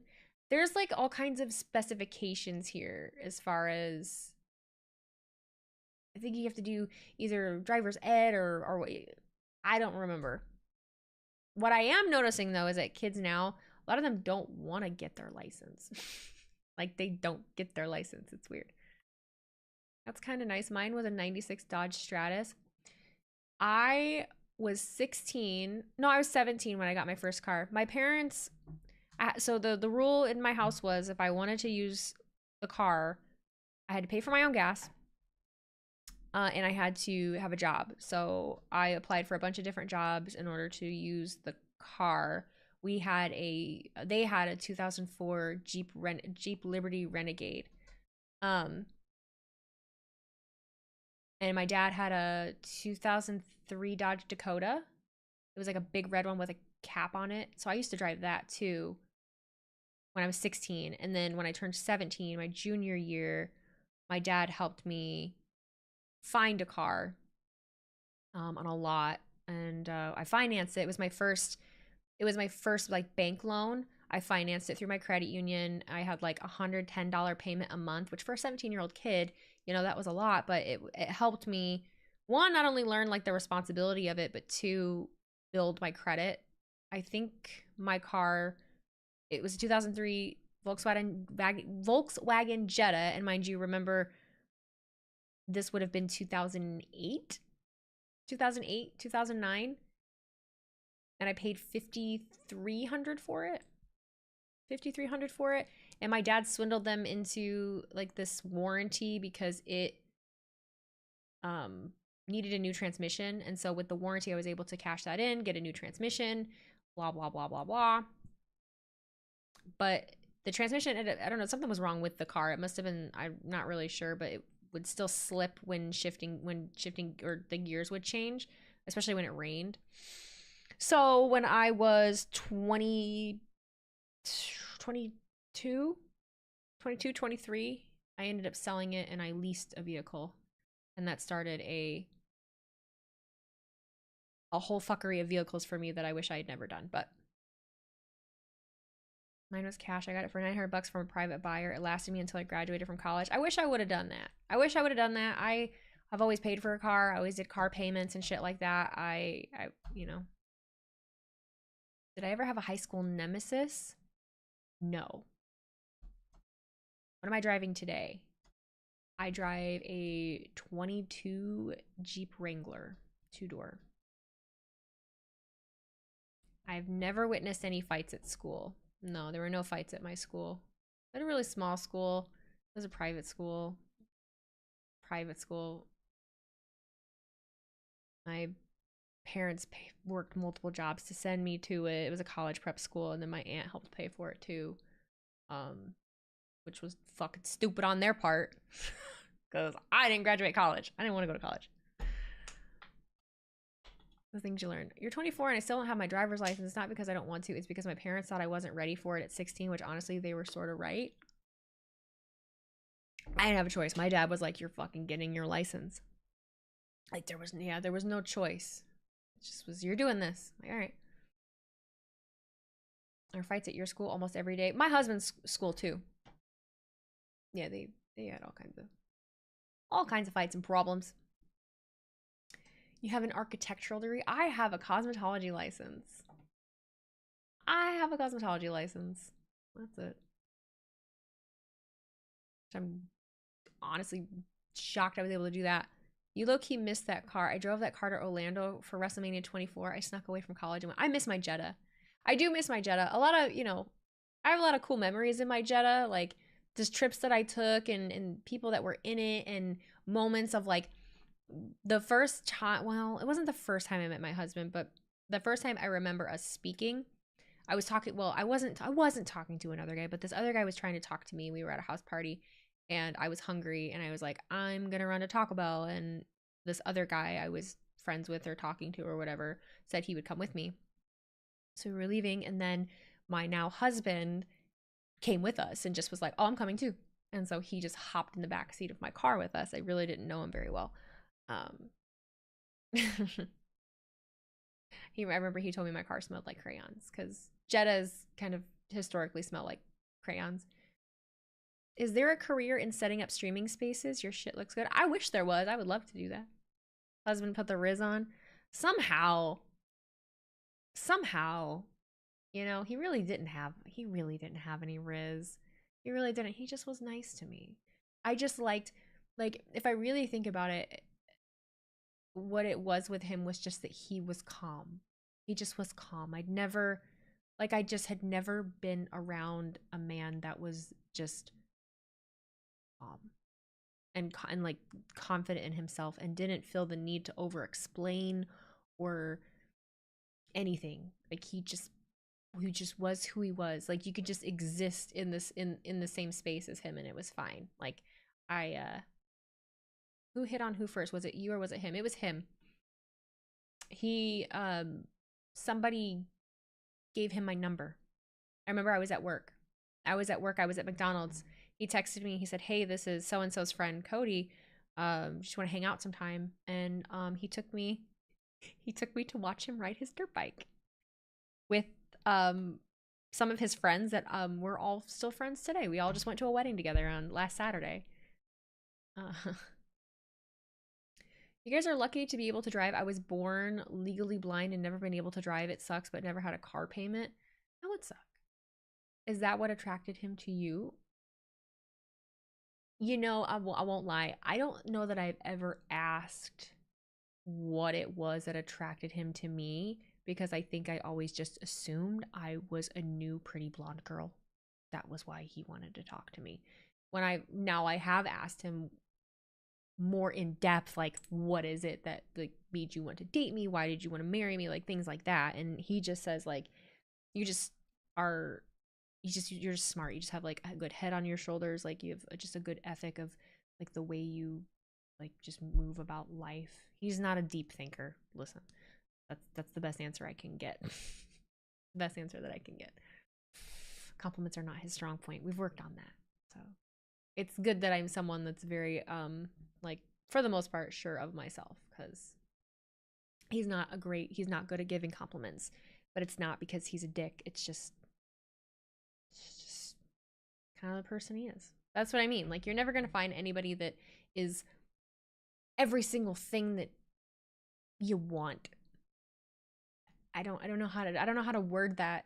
I'm just trying to be as real as I can. I would much rather be with the person that is my friend and that I can have fun with and that is calm and nice to me and is a good person. He just doesn't know how to give a compliment. And when he does now, it's just really funny. It's just really funny to the point where I'm just like, stop. He's such a dad. He's such a fucking dad joke. He'll be like, hey, good looking. You're looking good. And I'm just like, stop. Please stop. It's fine. Thank you for trying. I think I'm literally usually like, thank you for trying. I know I look nice. It's pretty cool that men who are good to women can get a woman like you just from being nice. Don't need muscles, money, great looks. Comes down to treating a woman with respect and love and kindness. I don't mean to be laughing at the end of it. No, yeah. I think there's a lot of that. I think the internet truly, coming from, I know my audience is, 90-something% men. Let me talk to you as a girl. I think the internet has really skewed the way that people think of how anyone navigates any kind of relationship. Because I think of everyone that I know, and we are all so very normal. And I don't know a single friend of mine that got with someone that for the aesthetically pleasing look. I don't know anyone that is like the quintessential online dude that you think of that is like, because you just said like muscles and money, and I don't know anyone like that. I don't know a single person like that. It's just not, I just, in reality, I just don't think that that's what attracts you to a person. Someone can be the prettiest person in the world, and if you talk to them, they can fucking suck, The education you got about women from the hub has not served me well. No, it hasn't. No, I know. No, that's a big issue as well. That absolutely is a huge issue. She doesn't know anyone in real life who fits the online bro mold. Come to think of it, I don't think I do either. That's what I'm saying, though. And if I do, I don't know, they're very sad and lonely. It's never good. Anyone that I know that fits that mold are in the worst relationships. They're in the worst relationships. Like, I think of all the people that I imagine that I find, because you can be in a relationship and you can be married and you can still find people attractive. I think that is a weird misconception of like, just because you end up getting married, you're still human. Like, you can still think that somebody is attractive and root for them in a certain way, but not pursue them. And I think of all the people across the last 12 years of my life since I've been in a relationship, and every single one of them, they're all so different, and it's very different reasons. Some of them are funny, some of them are really quiet, some of them are just good people. Every woman I've dated has said it was my sense of humor that got their attention. That's a huge one. Looks or financial status shouldn't be the end all be all of it going into a relationship with them, but it is some people. I know we're so far. What time is it? Midnight? Oh, it's only 11. We're so far over time. But no, don't assume that that's like the women and men that you're seeing on the internet that are on the algorithm, right, and showing up in your X feed, and the people on podcasts that are just talking crap about the men out there and the women out there. Just throw it in the garbage. Be aware of it, but like, know that the reality of you finding that person is slim. Now, the one PSA I will give, I've never had to deal with dating apps. We didn't have Tinder. I've never been on a Tinder. I don't know what that is. I don't know a Bumble, whatever the fuck else things that there are. Match.com. I've never been on any of those because those weren't a thing when I was in high school or leaving high. Can high schoolers be on that? No, there's no way. College. Because I was single for such a specific period of time. You have to remember, I have not been single since I was 19 years old. I'm 32. Most of those people are miserable and have made bad relationship choices and are just projecting their misery out into the world through social media. They are, because they've had bad experiences, but you can't generalize. You can't put everybody in the same bubble. You know, people are so, I meet so many different people. You're on a dating app. It's not great. I know a lot of people that are on dating apps. It's not great. There are just a few. You get lucky, just like anything, you know. Christian Mingle Farmers Only. Hey, we made a funny, just for shits and giggles. We made a farmersonly.com and we named her Round 'em Up Rhonda. This was when I was like 20. There are some people out there who rush into relationships out of desperation because of loneliness. Yeah. A dating app for a month, I felt like it was a giant waste of money. My friends, most kids either engaged. The only love that never Rick Astley has been wrestling. Everyone's all over. We have a friend that just recently got into like his first like serious relationship. He's a great guy, like an amazing guy. Smart, like nice, funny, but has his flaws, but is not a mean person. Just is who he is. He's a great person. I think he's 37 or 38. Just now, like, finding the person for him. So. Wait, what? Did I miss someone trying to talk politics? We don't do that here. We're talking about love. You're okay with girls, but I have bad confidence, but I'm trying. I always had bad confidence too. That's why I didn't date anybody in high school. I hated myself in high school. I hated myself. There were people that asked me out and I just never believed that anyone would like me or want to ask me out. Like, I was so not confident in myself. I had really bad acne. I wasn't a good talker. Like, I wasn't in the cool groups. Like, I wasn't good at anything. So, you know, I didn't date anyone in high school. And then the one time that I like was willing to, granted it was like my senior year when I was getting a little more confident and kind of growing into my own, I like let myself open up to one person. I think I was 17, 18 mark. I was more 17, like opened myself up to one person, and then he ended up being a piece of shit. And I was like, all right, cool. And then pretended like I didn't exist. And I was like, oh, great. Granted, he was a baseball player. But ended up like, I'm telling you my life story. It used to be my biggest fear that I wouldn't find anyone. It still kind of is, but I learned that it'll happen when it's supposed to. I think I'm pretty young still. Yeah, I think it's crazy sometimes that it happened to me. And so that's the hard thing. That is one hard thing I will say, is that when you meet someone as young as I do, you have to know, and honestly, when you meet anyone at any age, you're gonna change. Like, people are gonna change.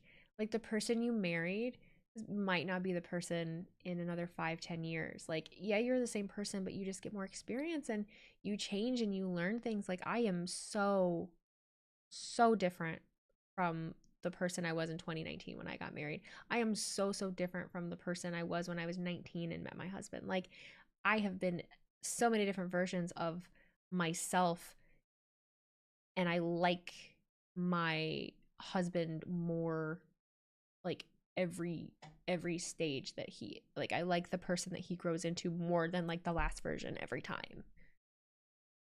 Like, do I wish he took better care of himself? Yes.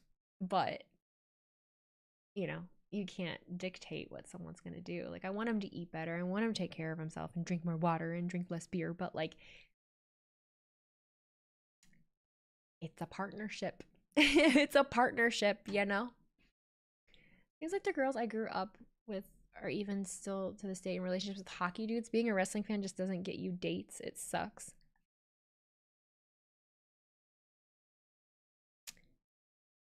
I'm trying to think of where to go with that. Like, the one thing I'll say is, like, I don't like when people constantly tell me, like, oh my God, like, you would be my dream girl because you watch wrestling. And I'm like, I don't know that I would like my significant other to be that into the thing that I'm into. I don't know that I'd like it because, like, it's my thing. I don't know. I'm sure it'd be fun for a little while. But, like, as an ugly like myself, oh, stop it. I will say just be you. Just do your own thing. Don't try to be fake. Just be you. I know it sounds simple, and admittedly for me, I heard the same thing from multiple people, but I had to hear it from the right person for it to click. I mean, I agree with that too. Being single isn't so bad. I'm unfortunately 41. Don't say unfortunately, but I entirely gave up my wants and desires of ever having a girlfriend. You can live a fulfilling life in any form. You can live a fulfilling life in so many different ways. I can't date a girl just because of her passion or our shared passion. I gotta genuinely vibe with her. That it takes more than interests. It takes so much more than interest. I don't give a flying fuck about trucks. I don't give a fuck about trucks. Let me tell you what, but my husband loves him some trucks. And you know what? I'm gonna go to those damn truck shows because I like watching him be passionate about something. I like watching him get excited about something. It doesn't matter that it's not my thing. I'm gonna support the fuck out of it because it's fun watching your person, like, love something. It's fun watching them light up when they get to do something because it doesn't happen all the time. And especially you have a man like mine that, like, works his ass off and just has a job and, like, never had like a real, he never was a person that was like, he's not like the kind of person. I think honestly this is a huge reason why we get along as well as we do, because you guys ask me a lot of questions, right? And a lot of times I don't have the answers to them. If you ask him, what's your dream or where do you want to be in 5 years? He doesn't have an answer to that. He really doesn't. He doesn't know. And I'm very much the same way when it comes to that. Like, the way that we operate works well with each other. We need a truck podcast. I'm trying to get us to the Detroit Auto Show so that, you know, we can do stuff there. Because he's been entering, he has it, so he has a truck. He wanted to get a project truck to work on, but he's been entering his truck and truck shows. I was so proud of him because he, like, just entered his truck on his own, like, in truck shows. I would bring Cody on stream. He's not home right now, but he's been on before. He's really good for it if you get a couple beers in him, but yeah. He was in a very mentally abusive relationship, and now my standards are maybe too high because I'll never allow it again. I'm really fortunate that I never had to deal with that.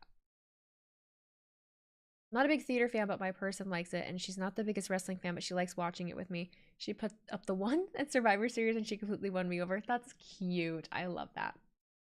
Cody too. Like, he's not a huge wrestling fan, but, like, he'll watch it with me, or he'll go to the shows with me. Goff, Jared Goff. Jared Goff. You're 18 and a senior in high school, and I struggle with confidence, so I really needed this therapy session. Thank you. Oh, you're welcome. Being 18 sucks. If there's any age that just fucking sucks, it's 18. That's the worst goddamn age. You know, you're viewed as a kid by some, you're viewed as an adult by other. You really can't do shit. You're expected to know what to do with the rest of your life. And people question you like it's 1975 and you're broke, and people are like, oh, you should go to college. It's like, yeah, sure, let me get myself hundreds of thousands of dollars in debt to go get a piece of paper so that I can, you know, have a fucking low wage paying job. Like, being 18, I hated 18. Like, I did and I didn't. It's the life experiences, right? The summer after high school is was a very life-changing time. But you're a classic overthinker. I'm not anymore. I think I might have been at one point. I'm definitely not anymore. As the years go on, college degrees become less and less valuable. There are times when I regret not getting one, but right now we're in an era in a lot of industries where you don't need one. She's way better than my creator. I took her to WrestleMania 30. She was asleep when Brock Lesnar broke the streak. I give her crap to this day. Deadass that happened. I cannot. That would be Cody. Sleeping. Being 18 is the damn worst. I feel, yeah, being 18 sucks. You like turn 21? I cannot even lie to you guys. 32 is my favorite. Well, 31. I've only been 32 for a month. But 31 was honestly probably my favorite year. The only thing there are moments I like myself more than I ever have at 31. I think I miss some of the memories, like the moments and memories that I have with friends. Because like my best friend, there was a period of time we worked at the same place. We were maybe 25, 26, 24, 25, around there. And I was at her house every day. She was married. She had her own house. I was at her house every day. We spent a lot of time together. We all did a lot together. I saw her a lot, almost every day. She moved 45 minutes away. She has an almost 2-year-old. She's really busy. She's now a stay-at-home mom. And so you're just, with the people that you love, you end up in very different periods and in very different times. And I'm very fortunate that I have friends that are not assholes, that are going to blame me for not doing this, and I'm not blaming her for not doing this. But there are times when I get a little sad. When I turned 30, I thought about those things, and it made me a little sad, because at some good times when I was in my 20s. At some really good times with good people. Nothing crazy, but like, I'm proud of my 20s. It could have been way worse. We love going to car shows. Cars, trucks, four-wheelers, snow movies, and country music is what describes my dad and I's bond in a nutshell. I love that. You're turning 31 in May. Yeah, 31 was my favorite year. You're 24, but we'll be 25 in February, and honestly, my best age was 15 or 21. 15 was fine. My teenagers sucked. 21 was fine also. The thing about 20, 21, 22 is I was just starting out in the hair salon. I started my career early, and I was grunting as a hairstylist, making $8 an hour, living at home. I moved out till I was 22. It just fucking sucked. 22 was fine because then I was finally moved out. But then you're learning how to live on your own as an adult, and I tell anybody in their 20s, like, I personally feel like if you're a person in your 20s right now that's like starting out in a career and you're broke and you're grinding and you're learning and you're trying to figure out life, you do all that and then you get to your 30s and you kind of have it figured out, and then you can start having some fun in your 30s. So don't let the fucking, I don't know where it came from, where the young ones, and I mean like teenagers and some people in their early 20s, but like we got so obsessed with age and making fun of people that are older than us. I don't remember giving people in their 30s shit. When I was in my early 20s, I was friends with people in their 30s, and I never once thought like, oh damn, like I don't want to be 30-year-old. Like I never felt that way. So when people tell me like, I don't know, or just act weird about being in your 30s, I'm telling you right now, if you are in your 20s, if you're in your early 20s, being 30 is not the end of the world. You really don't look that different. Just take care of yourself. Make good choices. Don't run yourself into the ground in your 20s. And your 30s are going to be fun. And you know what? From what my friends tell me, your 40s are fun too. You just hurt a little more. You're going to hurt. I'll tell you that. You're going to hurt. And you're going to get hungover real bad. You drink more water. You would rather be 18 again than being in my 40s. I fear growing into an old geezer, and it's the main reason why I hate birthdays. So I do too, but I just try not to think about those kinds of things. Growing old and all of that, and more, and those things that come along with being a human, it scares me. I definitely have major anxiety over those, and those are things that I've worked on over time to just live in now, because it's all I have control of. It's all I have control of. So, hey, bro, try to do the extra. Me graduating from high school was like the end of one part of my life and the start of a phase. I graduated and then I moved to Arizona 1 week later. Hangover trick: make sure your last drink isn't alcohol. Don't really help. You gotta be hydrated. I hear you. I know now I will be 39 before the end of... Bitch, you're not 39.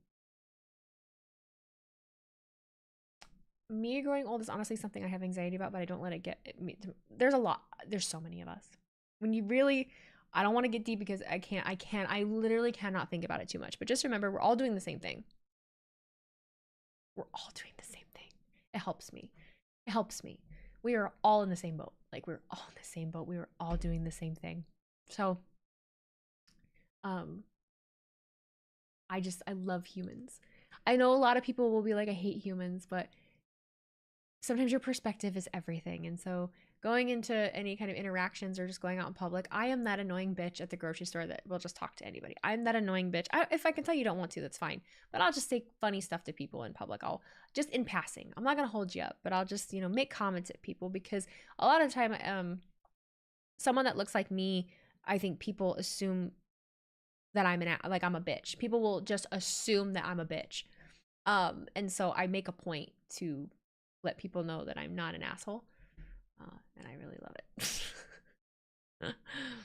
You were terrified to turn 30, but then I realized it wasn't that bad. I wasn't terrified to turn 30. The only thing about turning 30 with me was that I looked back on my 20s, and that made me, a little sad and nostalgic. I tried not to focus on what I wish I had done differently, because I don't know that I would have. I don't know what the fuck else I would have done. You're 24 and I'm only trying to be more independent now, and it's scary as fuck. You have to force yourself. That's it. Like if you are capable, because I know everyone's circumstance is different, you gotta try. You gotta try. Sometimes who you are in high school determines who you'll be as an adult. I guess. I'm not that bitch. That's for damn sure. I'm not her at all. Not one bit. Not one bit. It's weird to think about, like going to the wrestling events that I do and meeting random people and strangers and people thinking I'm outgoing. Now, every once in a while, I am still the quiet person. Only because I don't like to there are some people that are outgoing in a way because they want to be the center of attention. I am not that. I just want to have fun and talk to other people. If it is not a moment where I need to be speaking, I won't be. If that was me, I look at my 20s now and realize I did the best I could, and I wouldn't have been able to do what I can now without not going, literally. Waiting for a time machine to be made. I'm going to be the future and getting some upgrades like Doc Brown and Back to the Future, right? You got the same birthday as Abraham Lincoln? Oh my god. You'll be 23 next month? You've got so much time. You've got so much time. Like, I try to remember what it was like, but I just want to grab some of you by the shoulders. I just want to grab some of you by the shoulders and shake you, because so many of you right now are like, oh my god, I'm going to be 25, and I just want to shake you and be like, I don't know who made you feel this way, that aging is this thing that you should avoid at all costs, because it's going to happen no matter what, but 25, you have not even been an adult for 10 years. You have no adult experience. You're still learning. Like, don't be hard on yourself. Someone said they're 24 and they feel like they're behind. No, don't let anybody make you feel like you're behind in anything. I get it, because I was 25, 26, not married, no kids. And it's all people ask, because people think that that's the only thing that gives you any worth. I didn't get married because I felt like I had to. I'd been with my husband at 8 years by the time I got married. And it was, about time. And I fell into that. Like, I just really needed health insurance. Hey, but I am still here. Just yapping, talking. 25 is still young. 30 is still young. 35 is still young. 40 is still young. You know, I'm shocked I made it this long. Most of my life was played by who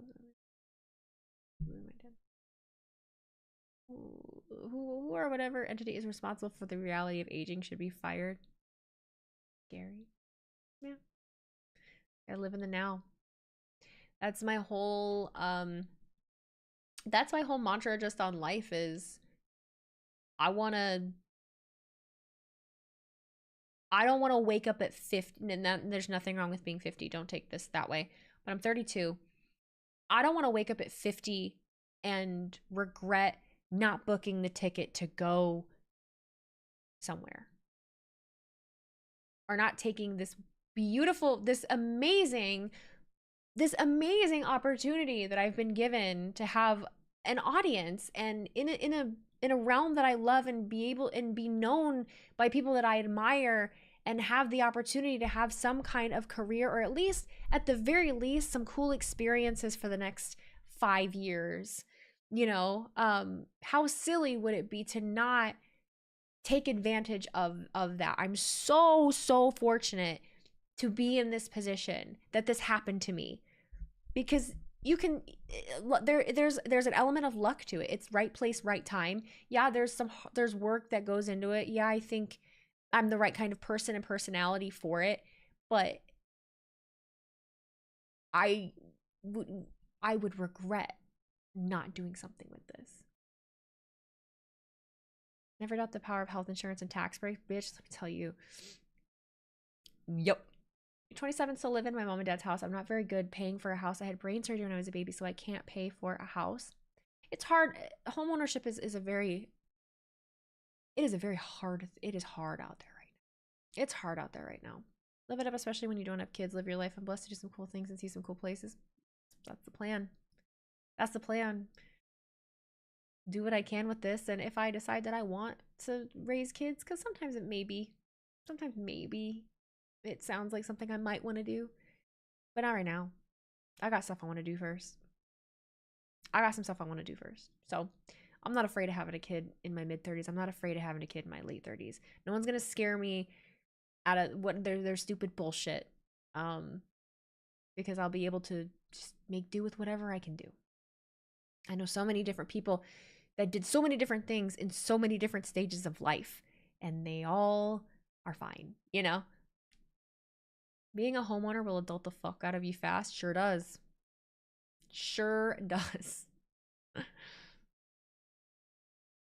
Would I love to have like a bigger, more aesthetically pleasing home? Yes. Can I afford that? No. 25 and I felt like I've been behind since I graduated in 17, and I don't know how to fully shake that thought, but I'm trying so hard to put those thoughts behind me. I think it depends on what you feel like you're behind in. That's a common thing with people. That's a common thing with people in their 20s. They're behind. They feel like they're behind because society and people around them have given them 50 million things to feel like they should be doing, whether it be career, family, kids. There's just so many different things.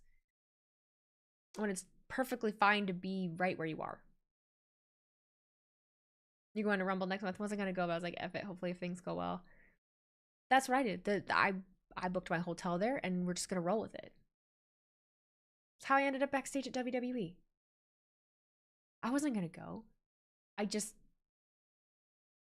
have what I have, told someone that I was probably just going to come up, and made the opportunity for myself. I'm going to keep doing that.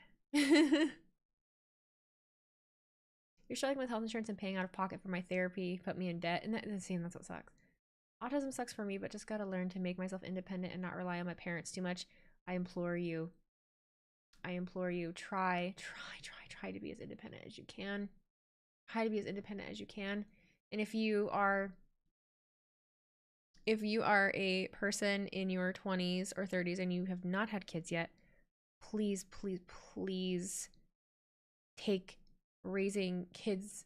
Think about how important it is to raise your kids and think about the way that the education system is right now, because those babies are struggling. Those babies are struggling. I'm a hairstylist. I do a lot of teachers' hair. You can go on TikTok and you can just see what teachers are saying right now. Those babies are struggling. I don't know what the fuck is going on. But the only thing I can deduce is that we are just not parenting or oddly parenting. And I don't know that any parents have ever been fucking perfect, but I don't know. I don't know. You know, I feel like people my age a lot, we like to complain about how our parents traumatized us or this or that, but like, I don't know. I feel like most of us turned out pretty fucking good. And we can read. At the very least, we can read. You know, some of us can write cursive. It's okay if you can't. But like, I think the way that we're just able to learn things and comprehend things in easier, and they are not. It just does not compute. And I don't know if that's just like the introduction of technology. Like I don't know what it is. You know, you can blame a lot of different things, but I don't know. The only thing I can say, I tell people, like, the only thing I can speak on is like my own experiences. So like the one thing that I notice the last 5 to 8 years in my career is lack of independence from young adults. So you have an entire generation of, and it's pretty across the board. It's pretty across the board, funny enough, moms with sons, and the mothers never force their sons to become independent. They do everything for them. They speak for them. They make their appointments for them. They do everything for them. And these men never learn how to function on their own. And then they have this sense of anxiety when it comes to doing things that a young adult should be able to do. They don't make their own haircut appointments, doctor appointments. They don't know how to speak for themselves when it comes to cutting their hair. And then those men go out into the world between the age of 20 and 25, and they can't meet anybody because nobody wants to put up with a partner that can't fucking fend for themselves. Really think about that. There's been so many that I've dealt with. They are 23, 24 years old. Their mother still makes their hair appointments. And if that is you, pick up the phone and try it. Just fucking do it. I'm not gonna knock anybody. I'm not gonna knock anybody for being the way you are. But I'm telling you right now, if you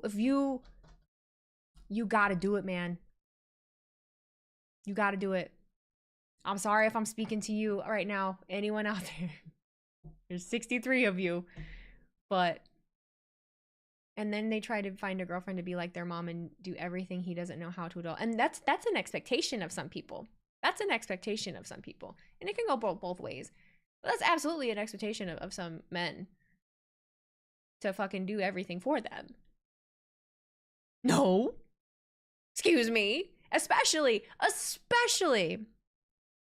if you're in a 50-50 household and your girl works the same fucking amount as you really think that a working adult fucking wants to go to work? Listen, like, for example, me, I was at the peak of my running myself into the ground. I was working 12-hour shifts at the salon, and I was also streaming at the same time. I'll be fucking damn. That's how my house ended up like this. I'll be fucking damn if I worked 12 hours a day, streamed when I got home, edited videos, and then was gonna fucking do all of the chores in this house. I'll be damned if I was doing that. I sure as fuck didn't. Nope. Those dishes are going to pile up in the sink. I'll get to them Saturday at some point, you know? I'm not mopping this floor. I think my kitchen went maybe a year and a half not being mopped. There was no time. When the fuck was I going to do that? Same thing with my bathroom. My tub. When was I going to clean that? There are only so many hours in a day, right? That's why when people ask, how do I be a streamer? Basically, strap up to not have everything done that you want done. You have to pick and choose. You got to pick and choose. I'll be honest, I don't make appointments to get my hair cut. I just go when it gets too long. That's fine. I mean, that's pretty standard of a lot of dudes. They just walk in and be like, can I have a haircut? I'm like, no, I don't have anything available. You gotta call. Or my salon, you can text. Very convenient. You ain't even gotta talk to a person, you know? It's online booking. I've been there, like my dad was telling me, you gotta really do this on your own, especially learn what to say and what to do on the phone. Like, it's crazy, but I can book hair appointments on my own. A lot of the time, parents have enabled it. You can only take responsibility for it so much. Like, if your parents are enabling it and not just forcing you to do it, you know? And it's because, like, for example, like, we did go to Lifestyle. I'll be done here. I'll be done soon. I'm gonna leave. I'm gonna get off my soapbox here soon. But I feel very strongly about it. There are mothers that want to be in control of their sons, and there are mothers that have a very difficult time letting go of their sons because I talk about this to so many people. When you have kids, you still have to, you lose yourself. You can lose yourself. And you make your entire world becomes your kids. I don't necessarily 100% agree with that mentality. Yes, you need to nurture your children and they need to be very important, but saying that they are everything. They are you.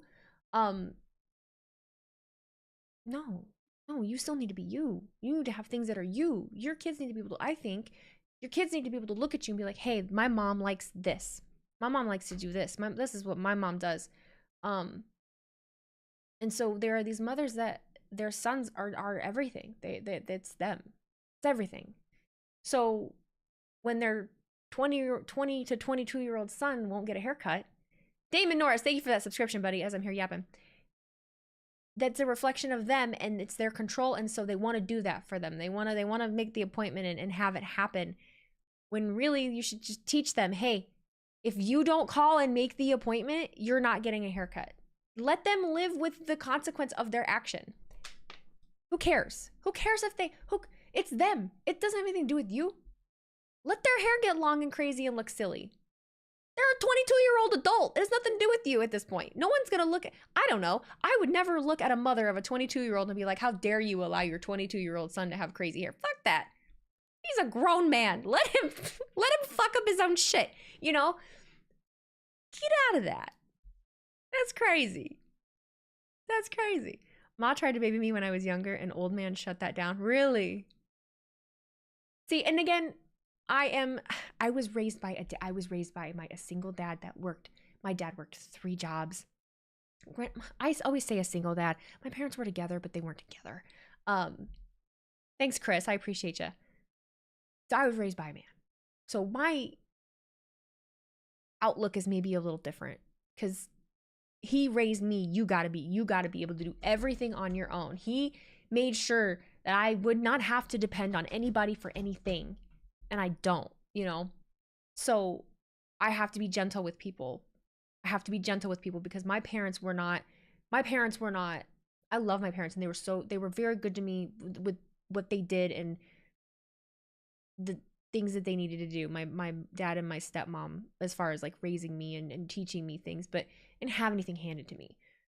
So I don't know what it's like to have mom and dad bail me out of something. I don't know what it's like to have them pay for something for me, or I've never called either of them for advice on any decisions I've ever made. The only thing I call my parents for, my dad's a plumber. That's it. He can fix anything. So if I need to know how to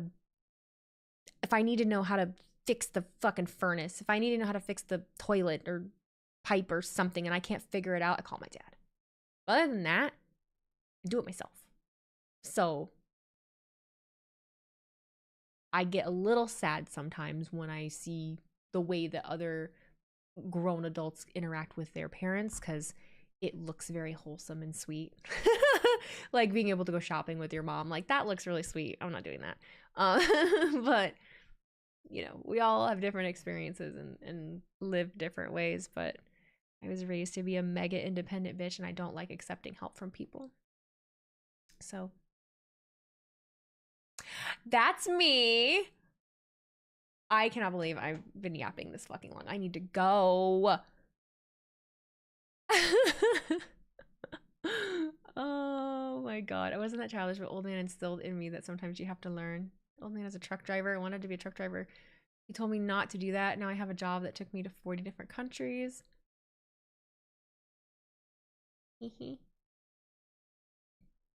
Oh my god.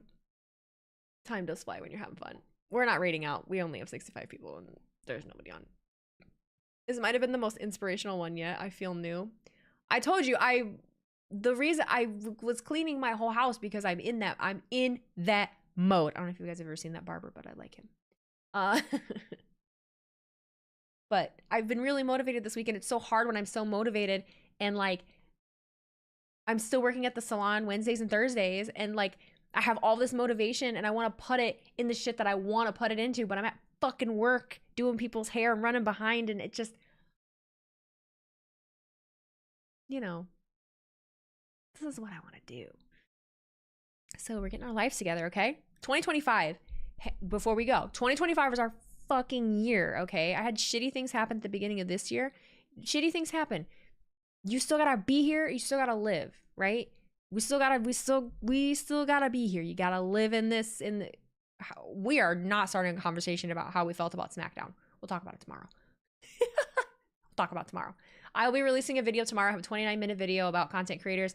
I have another video coming out that will be talking about my feelings about the Netflix move. And then I'm gonna try, we're coming to the end of the year, but I was gonna do a couple best of 2024s. I was gonna tier rank the champions of 2024. I'm gonna make some predictions of like who I think is gonna have a good 2025, champions of 2025, just some fun, quick stuff to get out, just to kind of get some reps in, and then start recording podcast again in 2025, okay? Woo! Love you guys. Take care. I will see you on the flip side, okay? Bye!